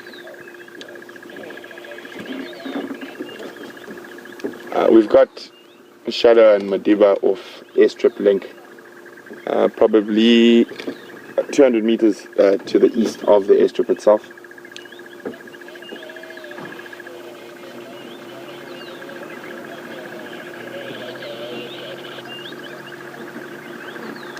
Okay, copy. Sorry, I got short end of the stick there.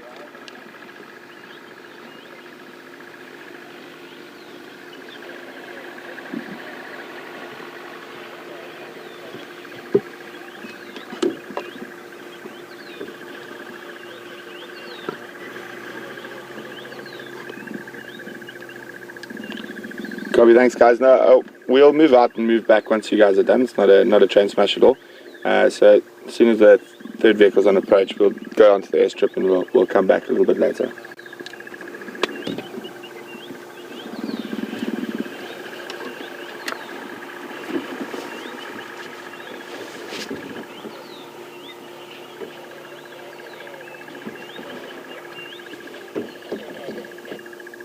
Okay, copy, thanks very much.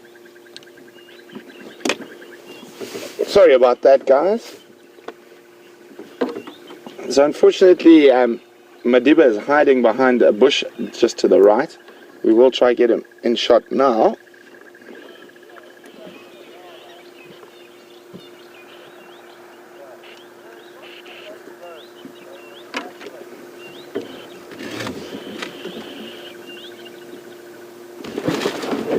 So he's moved a little bit away from his mother, just to the right of screen, behind that little phlegia bush, white-berry bush. That's where he's.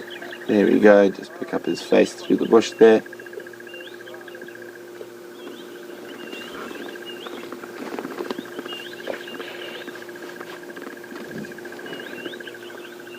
So when we initially arrived, we weren't sure whether Shadow was snarling at us.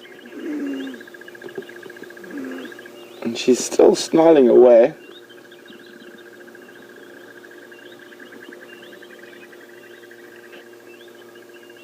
And it seems every time that young Madiba moves a little bit, she gets a little bit grumpy. It is possible that there could be a kill nearby. I can't see any offhand at the moment.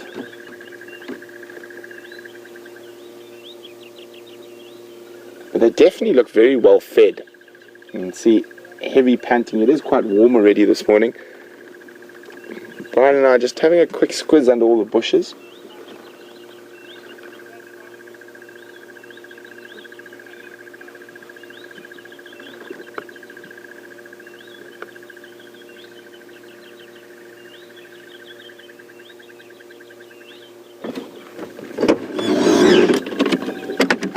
Let's have a quick look at young Madiba.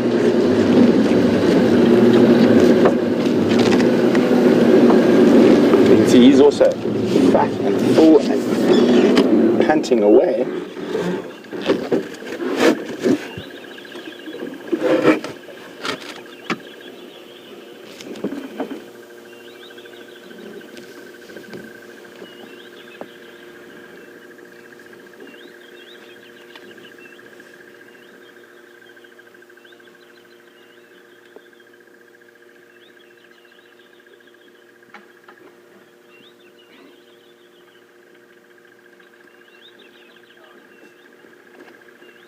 They've definitely eaten well in the last while.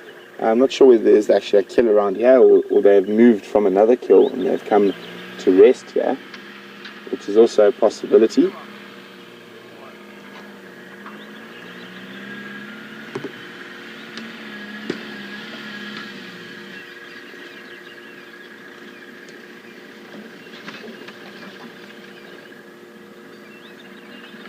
So, as I was talking about a few minutes ago, you noticed that heavy panting, and definitely very full.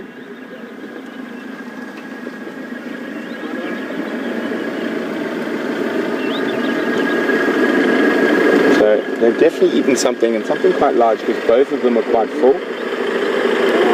And that heavy panting is them digesting. The digestive process in cats takes quite a lot of heat, or creates quite a lot of heat. And so what they do, that heavy panting, is that they're bringing air over their tongue and their mouth, where they've got a lot of blood vessels and capillaries, and that air will cool down the warm blood and send it back through the rest of the body. So unlike us and horses and animals like that, they're unable to sweat. So their panting and lying in cool areas is their only form of thermoregulation.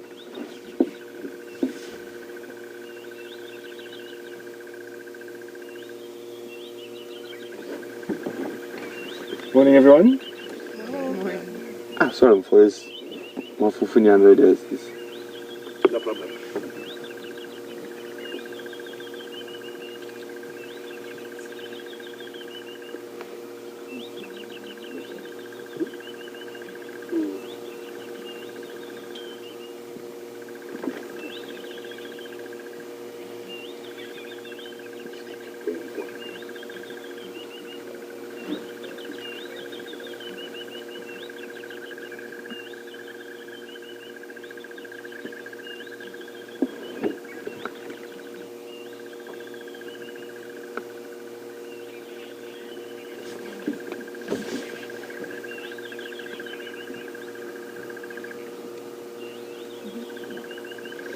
So when we arrived, Shadow was snarling and growling quite a lot at young Madiba, and a few of you are worried about that.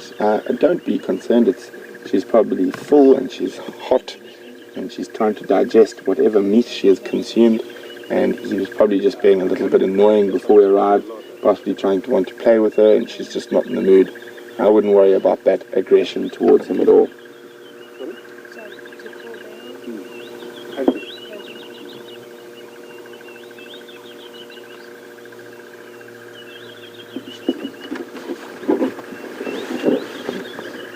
You can see there's just mischief in that face.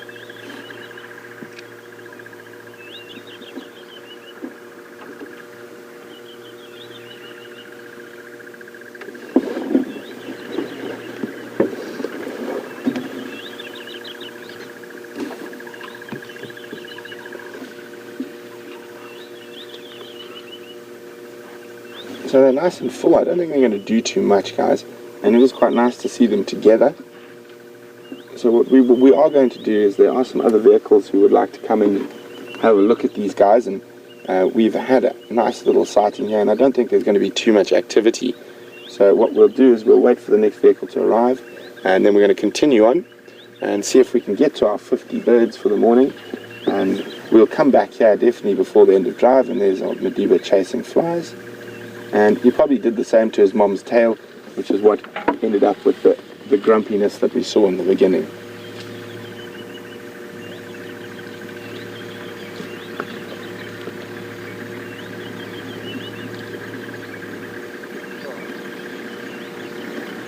Well, who was the other station interested in? This is Sept, and then I'm not sure if it is another one called Untitled. Do you know? I think Sept said there was one. I'll ask him now.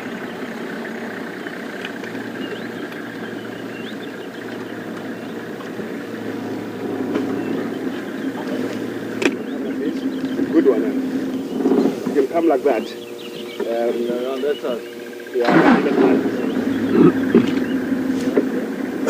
So guys, I'm just going to have a quick chat with Cedric. We'll find out who the next person who's wanting to come in here is. Somewhere there in a log, but we think, yeah. So there we go. They said there is some meat here, possibly in those logs behind Shadow.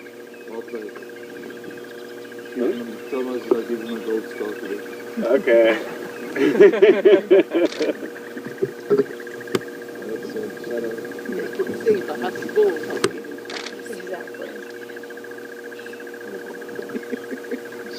Exactly. How old are you?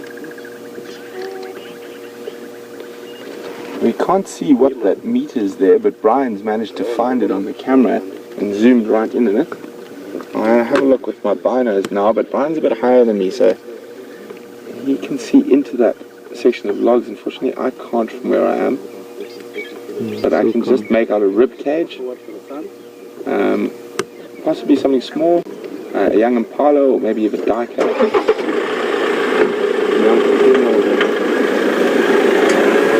You can see the nyama there.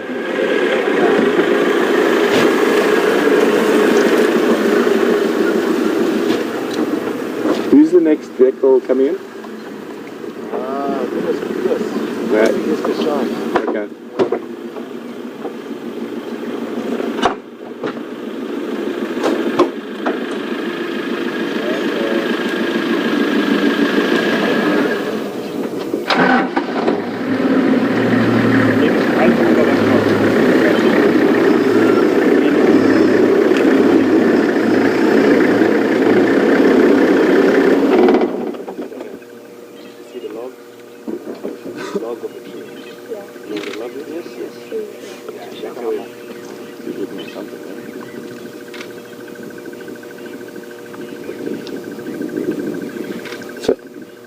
Just a little update from Scott and Jamie.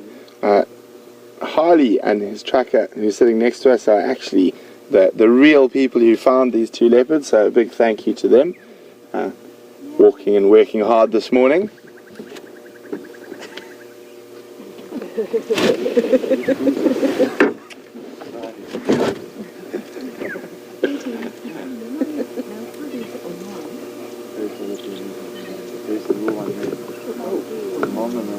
Doesn't look like a baby animal. It's a boy, a year old.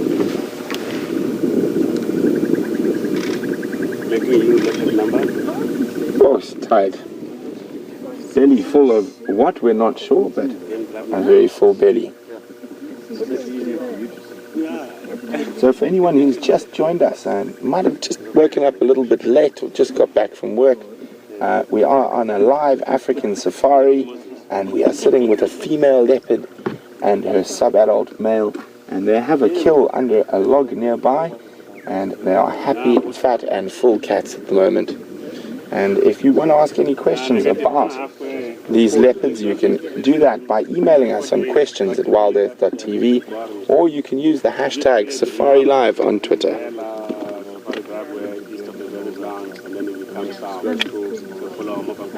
What is your position in the lineup? The way Super is coming on. Oh, you guys, I believe you found also Anderson.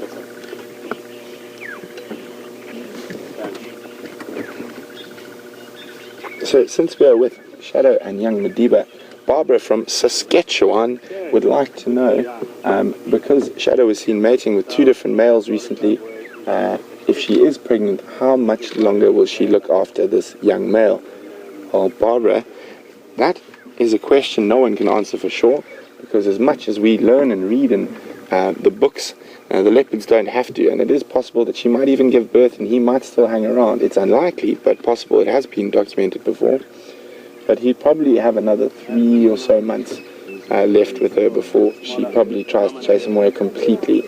But as I said, this could be an exception to the rule, and you might hang around after she's been given birth. This has been recorded a couple of times, but it is very uncommon behavior. The young one? 1 year. There's also a possibility that she didn't get pregnant from that bout of mating she did with Anderson and Tingana, so he could have a lot longer. So we will find out in a few months. Chris coming? Chris, just let me know when you do that and I'll make space for you. Shadow's looking at you big time, man. You're at the back there.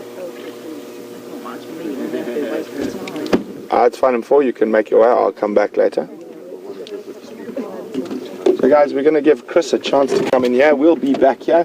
We'll go see if we can add some more bird species to our list at the Arathusa Dam.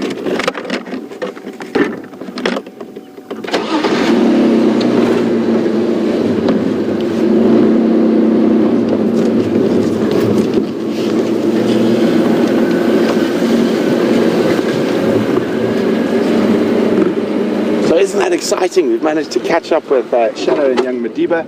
We're definitely going to come back to them a little bit later.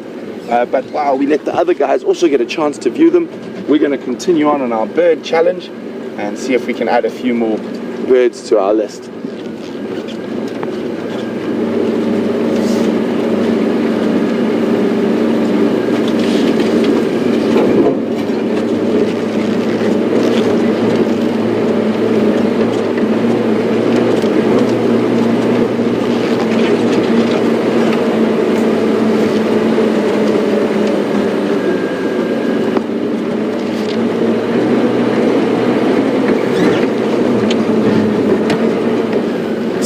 We will definitely come back to those leopards, but on the topic of leopards, Diane from Pretoria, so a local South African from Gauteng, says thank you to Scott and Jamie, and I think Bernard, who is the tracker there, and myself, for managing to show her a leopard on her birthday. It's her favorite animal. What a great start to her birthday. Well, Diane, I hope you thoroughly enjoyed it, and stay tuned because we will be back with them a little later.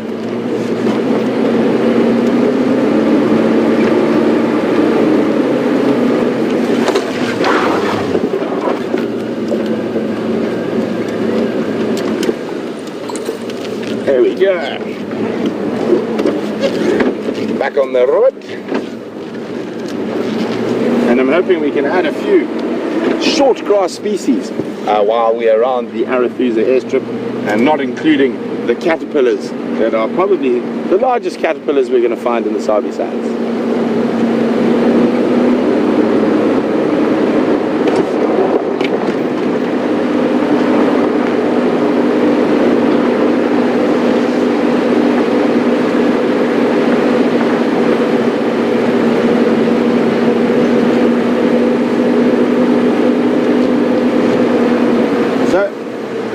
Apart from the birds, we've had quite a few little discussions about cats this morning, and Siberia, one of our zoomies from the dam cabs, is wondering, do we get African wildcat in this area? We do. Unfortunately, one of the biggest threats facing African wildcats is the domestic cat, and the reason for this is that they are very capable. I'm just trying to find out how I'm going to cross the airstrip at the moment. They are capable of breeding with African wildcats, and obviously that affects the wildcat's genetics. I'm trying to see, I think it's going to be this way. So you'll see there's some guys here, they're busy tarring the Arathusa airstrip. Whoa! And there's a large warthog family, and they don't seem to mind about all the hustle and bustle on the Arathusa airstrip. So quite incredible. You're going to be able to take a commercial flight from Johannesburg to Nelspruit, and then from Nelspruit straight to Arathusa in the future. So that is why the airstrip's being upgraded, to make it easier to come on safari to these wonderful places.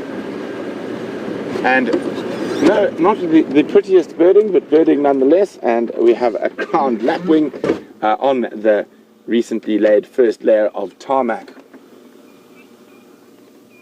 And he seems still quite happy.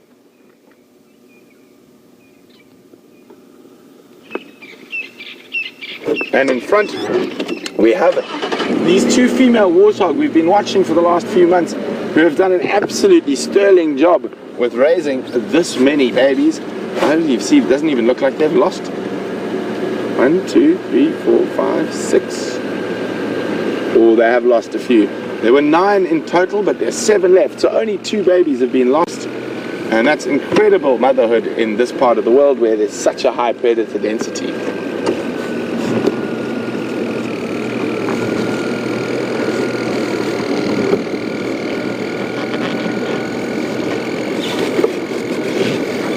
Almost like a herd of warthog rather than a small sounder.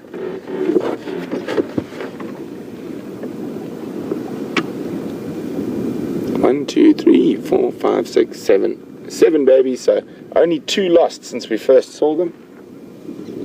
And there's one of the mothers Brian's on now.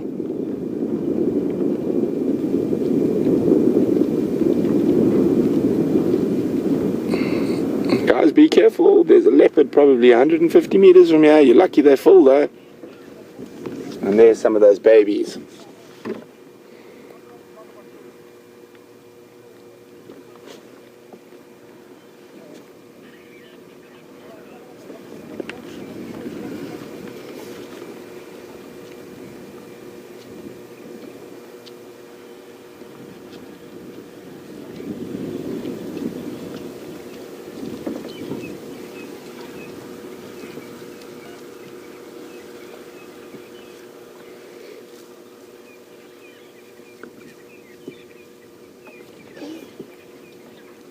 They are very sweet little. Yeah. It's got a nice flowing mane there. And there are people working on the airstrip, walking up and down it, and there's big machinery, and they don't seem to mind at all. Very, very relaxed little family group of warthog. Let's continue on.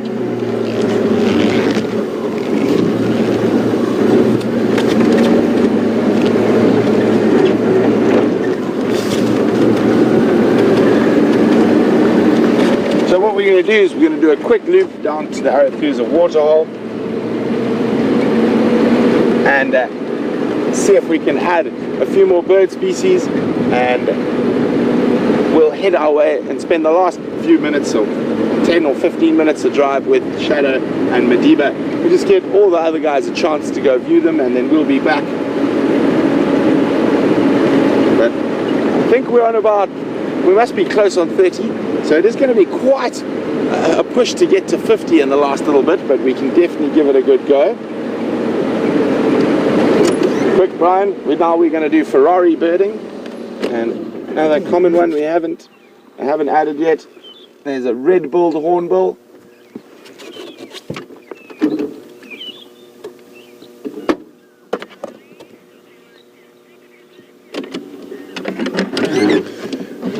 As we move down the Arathusa airstrip in the past, we have seen secretary birds here, and that's what Anna Marie's hoping for. Unfortunately, Anna Marie, I think with the current construction going on, it's not very likely. But fingers crossed, you never know.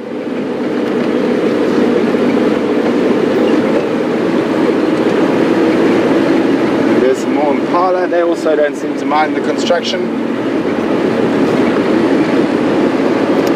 No oxpeckers on them, Brian. Yep.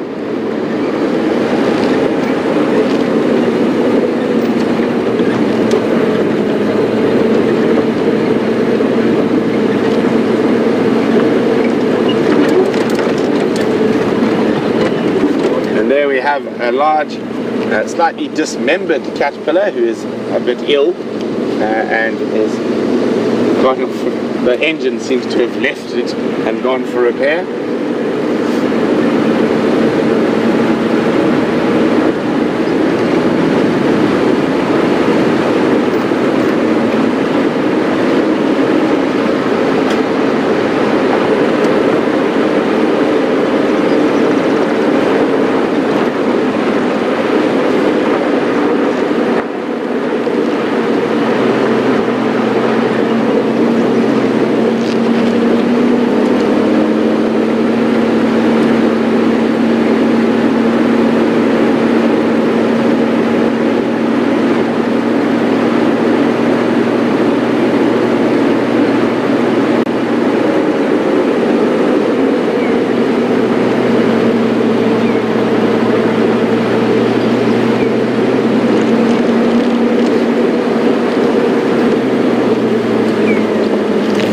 Guys, we're just going to have to hop past here.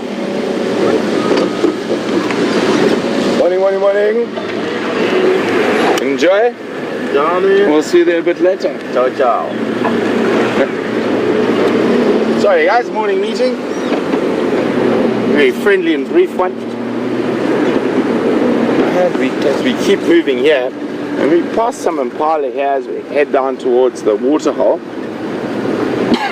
Crystal from California was wondering if those impala got separated, or kudu or nyala or any animal such, would they be able to join a herd that's out of their natal herd?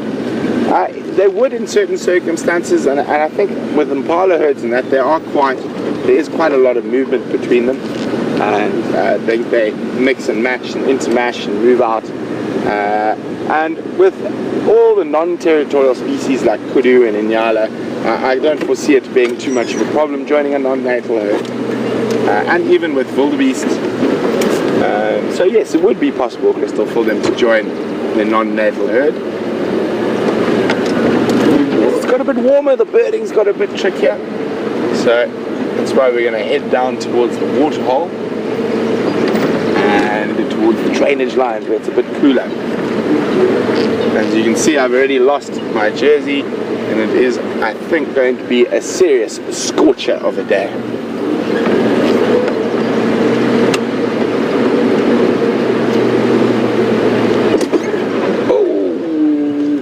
Land.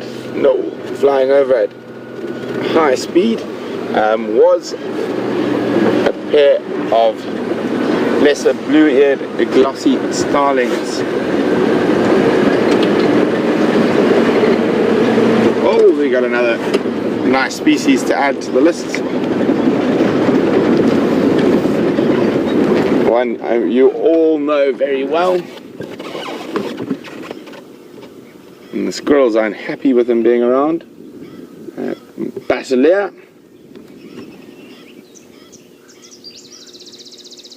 And we can hear white-bellied sunbird calling that beautiful little ttee.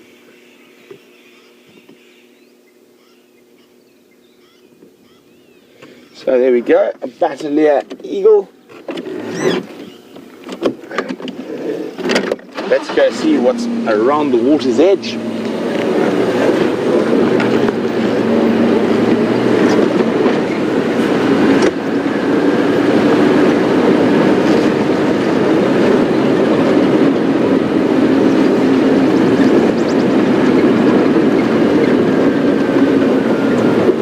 There we go. Some glossy starlings atop a dead tree there. Oh! We start on the glossies before they fly off. Looks like Cape glossy, that one there. I'm going to get my final out to double check.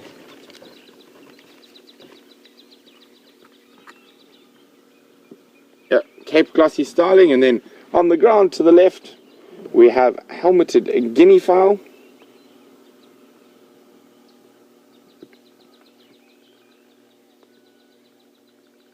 And if we go across to the left there, Brian, and there we go, zoom in there, there's a little bushbuck doe as well, or bushbuck ewe, sorry, not a doe and a deer, a ram and a ewe.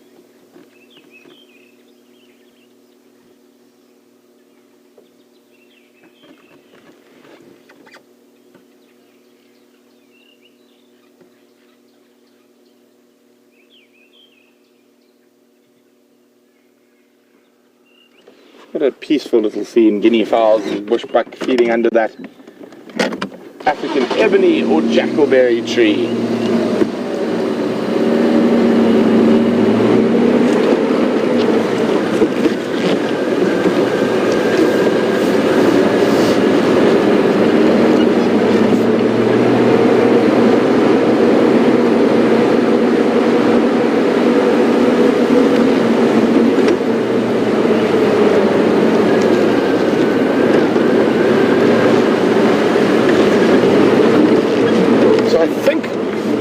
Probably on about 32, 33 species. What do you think, Brian?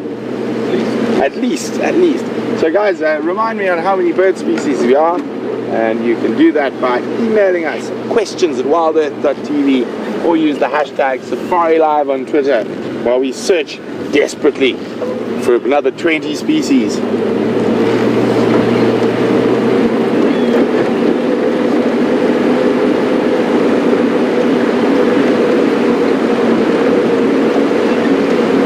Approaching the Arathusa waterhole now.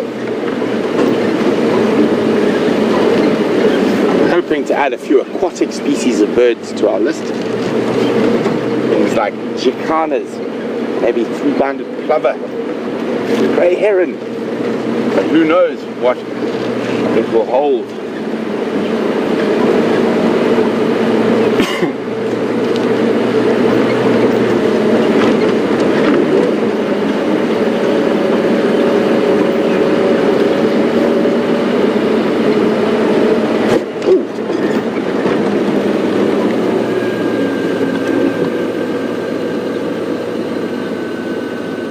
Well, before we do the aquatics, let's go have a... There's a bird of prey in the distance. We're going to try and get a bit closer.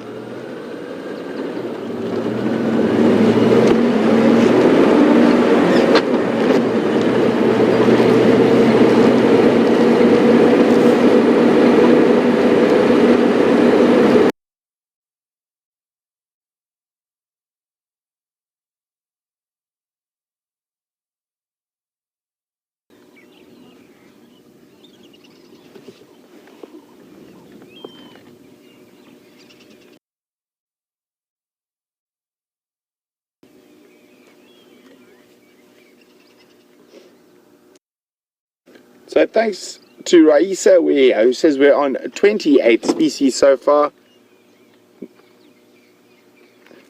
Ryan flying, it might be a bit far.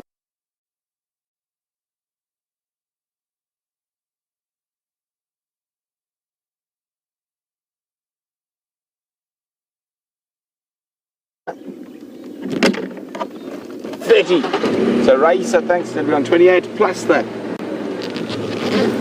Egyptian goose and the oxpecker, 30. Oh, I think it is going to be, oh, here we go.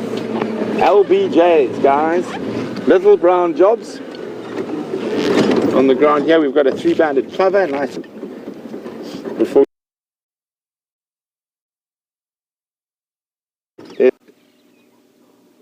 closer to us, Brian, and back to the right slightly. Grey-headed sparrows, 32.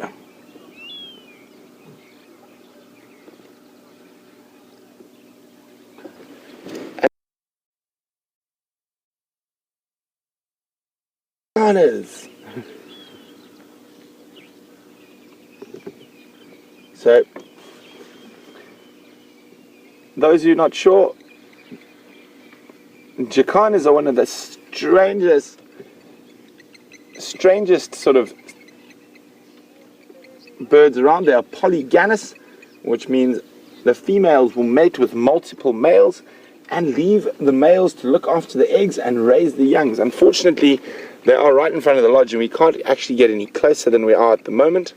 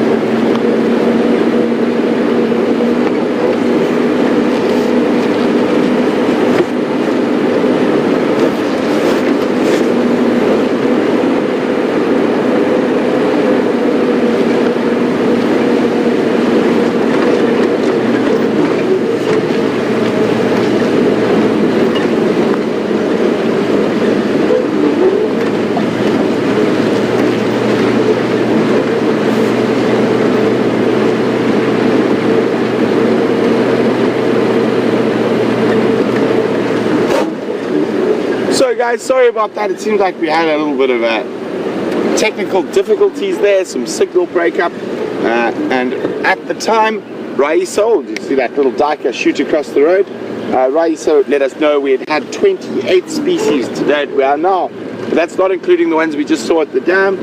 We saw African Jacana male with 5 babies, and so that's 29. 3-banded plover, 30. And all the bird party around here. Here's another one for the list. Upside down southern black tit. Oh, no, right way up southern black tit. Now upside down southern black tit. Here we go. So Raisa let us know it was 28, but we added about 5 species there. We're on 32, including a repeat species. It was a dark morph Warburg's eagle, not the pale morph like we saw earlier. But there we have a little southern black tit, and 33 now. If we go to the left in the, or up, oh, there's a couple of little birds still in this tree as well. If we go up and to the right, Brian, right on, above the tit. They're right on the edge, on the right hand edge. I'm just trying to see if you can see it there. I haven't got a good enough view for an ID just yet, but I've got a suspicion.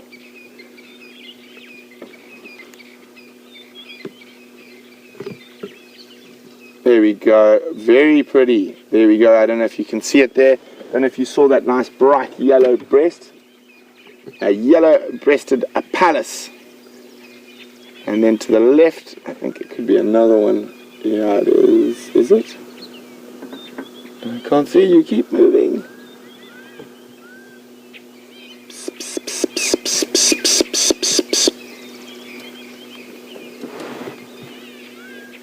Is that an aeromometer here as well? Oh, where'd it go? So we're trying to see, there's another little bird in there that I think.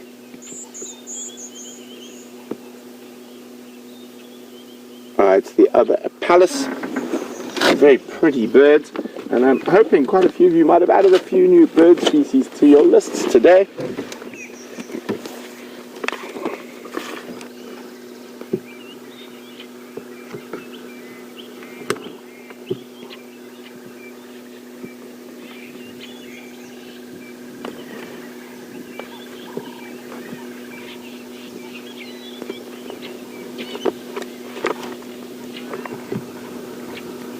Just going to try to find them in the book for you.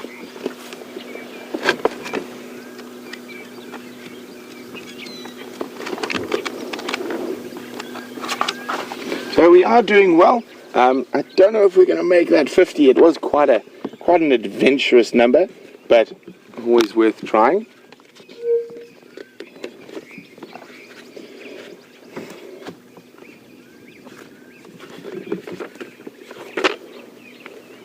So there he is. That's that little, very pretty little bird that was flipping around in there. The yellow-breasted apalus.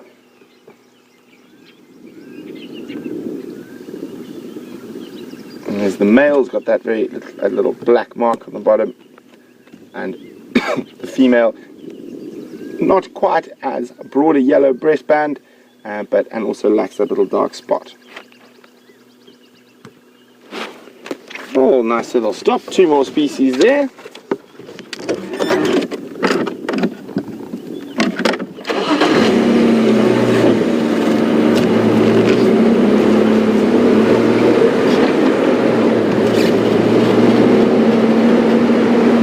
Or maybe what we can do, if we don't get to 50 this morning, on the sunrise this morning, we can see if Jamie won't continue on the list from the morning through into the sunset safari.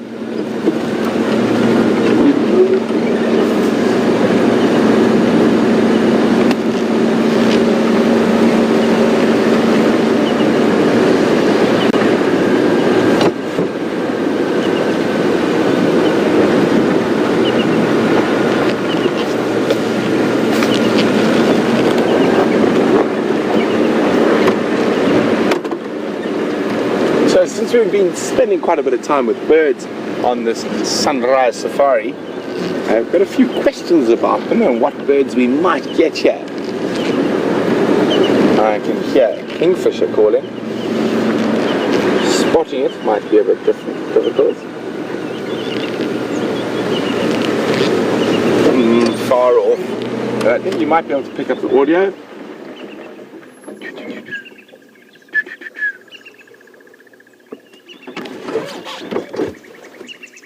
A brown-hooded kingfisher somewhere in that general vicinity.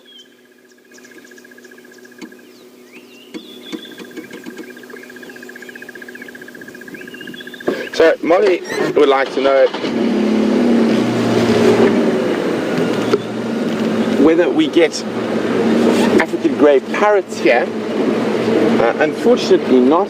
They are a rainforest species. The closest that they would naturally occur to us is the Democratic Republic of Congo.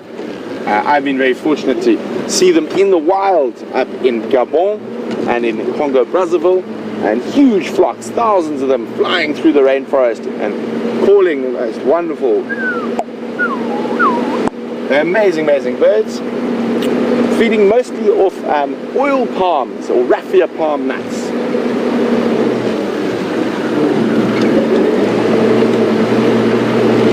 And then I'm afraid I got a bit distracted there, quite a lot of radio talk, but someone else was asking if we have a Merlin francolin here. And I'm not sure I've ever heard of a Merlin francolin. I'm going to have a look in my book. Molly was wondering about the Merlin francolin, and I've got all birds in Africa south of the Sahara, so if there's going to be a record of a Merlin francolin, it is going to be in this book. And here we go. First page of francolins, and we have no Merlin francolin there, and we have only the coqui francolin which occurs here, and don't have any Merlin here, and no Merlin there. Hapiton, bubble, net, grey-breasted, heartlibs, handsome, Jacksons. Unfortunately, no. I've never heard of a Merlin francolin, and I can't see that it occurs anywhere else in Africa south of the Sahara. So maybe if you could send me a bit more information on the Merlin francolin, I might know a little bit more, and you can do that by emailing me on questions@wildearth.tv or use the hashtag SafariLive on Twitter.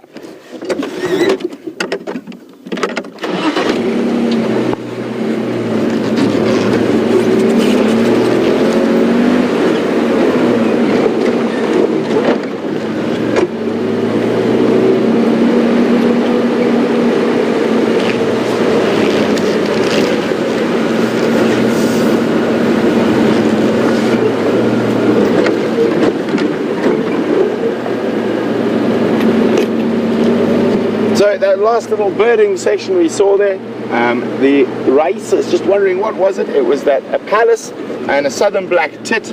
I thought there might be an aeromomola at the back, but there wasn't. It just flashed past and I didn't get a good look. So we don't cheat, we don't count things we can't see, but it could have been an aeromomola in the back.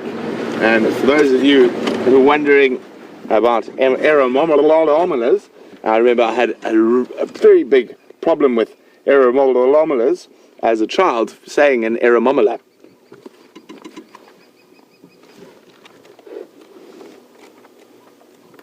Let me find some aeromomolas. Oh, I'm going too far now. Well, we'll keep moving while I do that and start slowly making our way back towards Shadow and Madiba.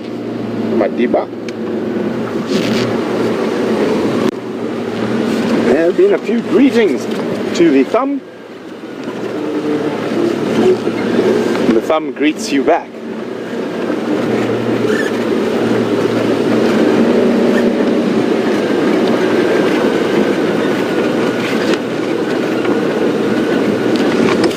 So, on aeromomolas, what I I thought I saw possibly was a green-capped aeromomola in the background, but it flashed off too quickly.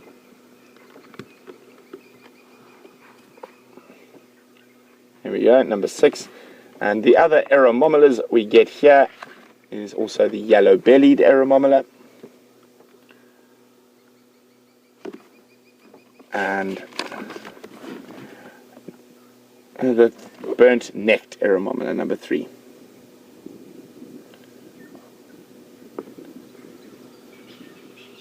So they're a type of warbler, little short-tailed warblers that are found mostly in broadleafed and mixed woodland. And why they're called an aeromomola, I have a low idea. But I did trouble, that name troubled me for quite a long time, as when I started bird watching with my gran, who is an avid bird watcher. She got me my first pair of proper binoculars, and very good ones at that, when I was 4 years old, and used to take me out teaching me bird calls and birds from then.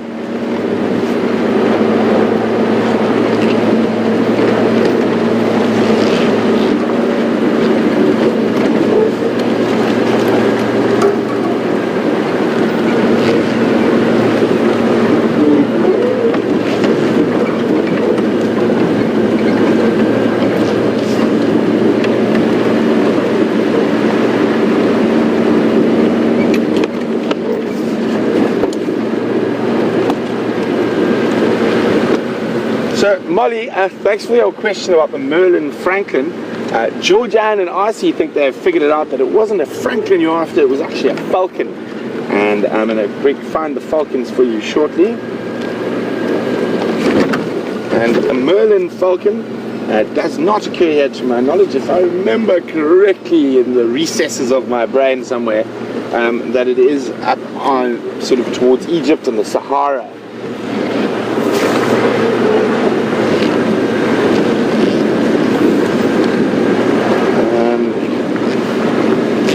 I think it might be called something different here. I'm thinking of a Barbary falcon.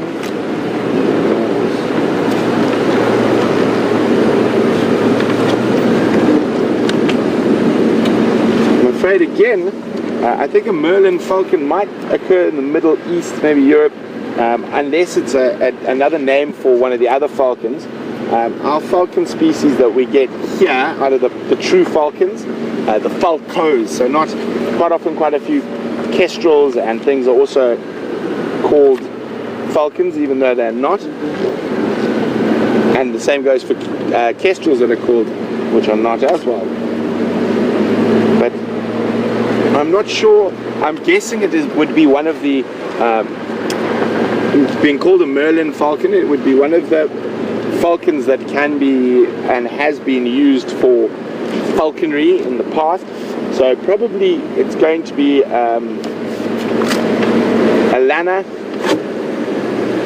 or a peregrine falcon are also used, but I think it's more than likely maybe the Barbary falcon, which is possibly the most difficult and one of the rarest of them.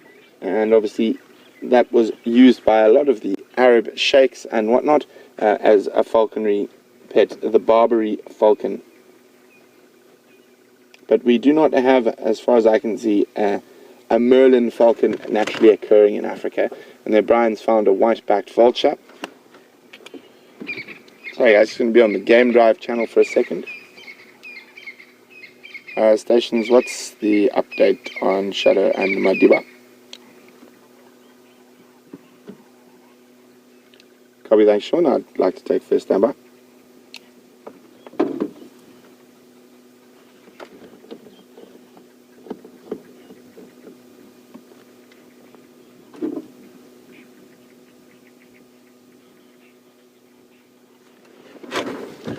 Copy, thanks very much. Okay guys, we're going to start slowly, or not too slowly, making our way back towards Shadow and Madiba, unless we see some really amazing birds along the way.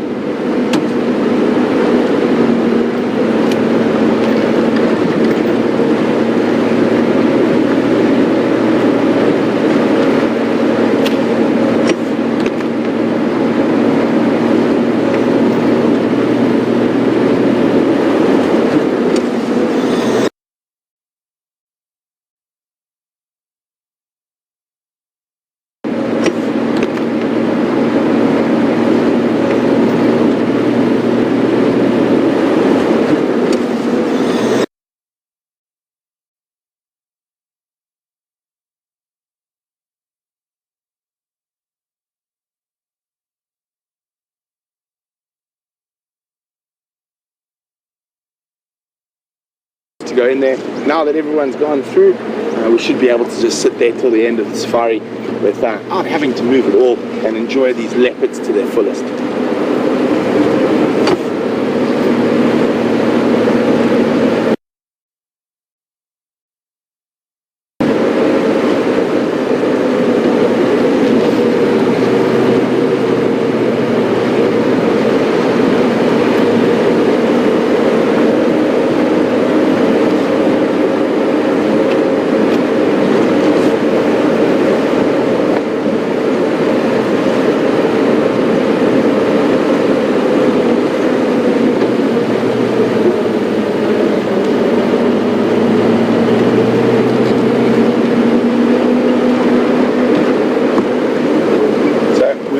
Back where Shadow and Madiba were, and we're going to have a quick look at their tracks here. So it looked like Madiba was just playing in that mud there, but when they came to this bigger wallow here, they definitely had a nice long quenching thirst. And as I said, the leopards and other animals are going to be using these little pans that are, oh, hang on, before we go there, there is a bird of prey being attacked by a lilac-breasted roller. Now the roller's stopped, but there is still a bird of prey there. Do you need me to move, Brian? Yeah, a little bit.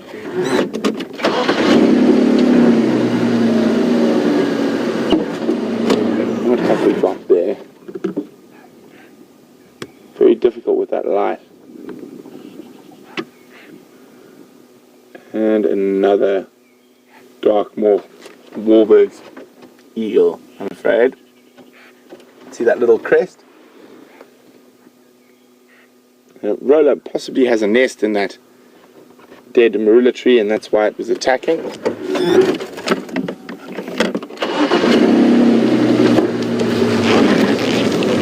So let's have a look here now, and you can see here where Shadow and Madiba had a drink. I'll just pull alongside. I think it's going to be easier for the shadows.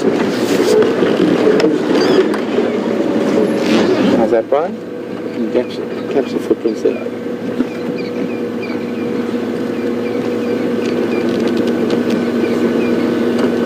Copy, thanks.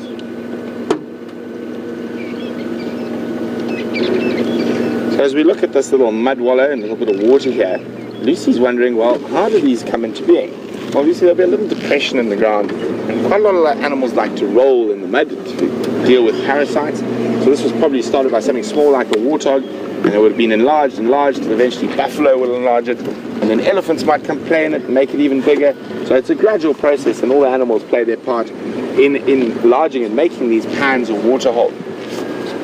But generally they do have to be on the right type of soil, and so a little bit of clay is always good, and it means it can hold water for a bit longer.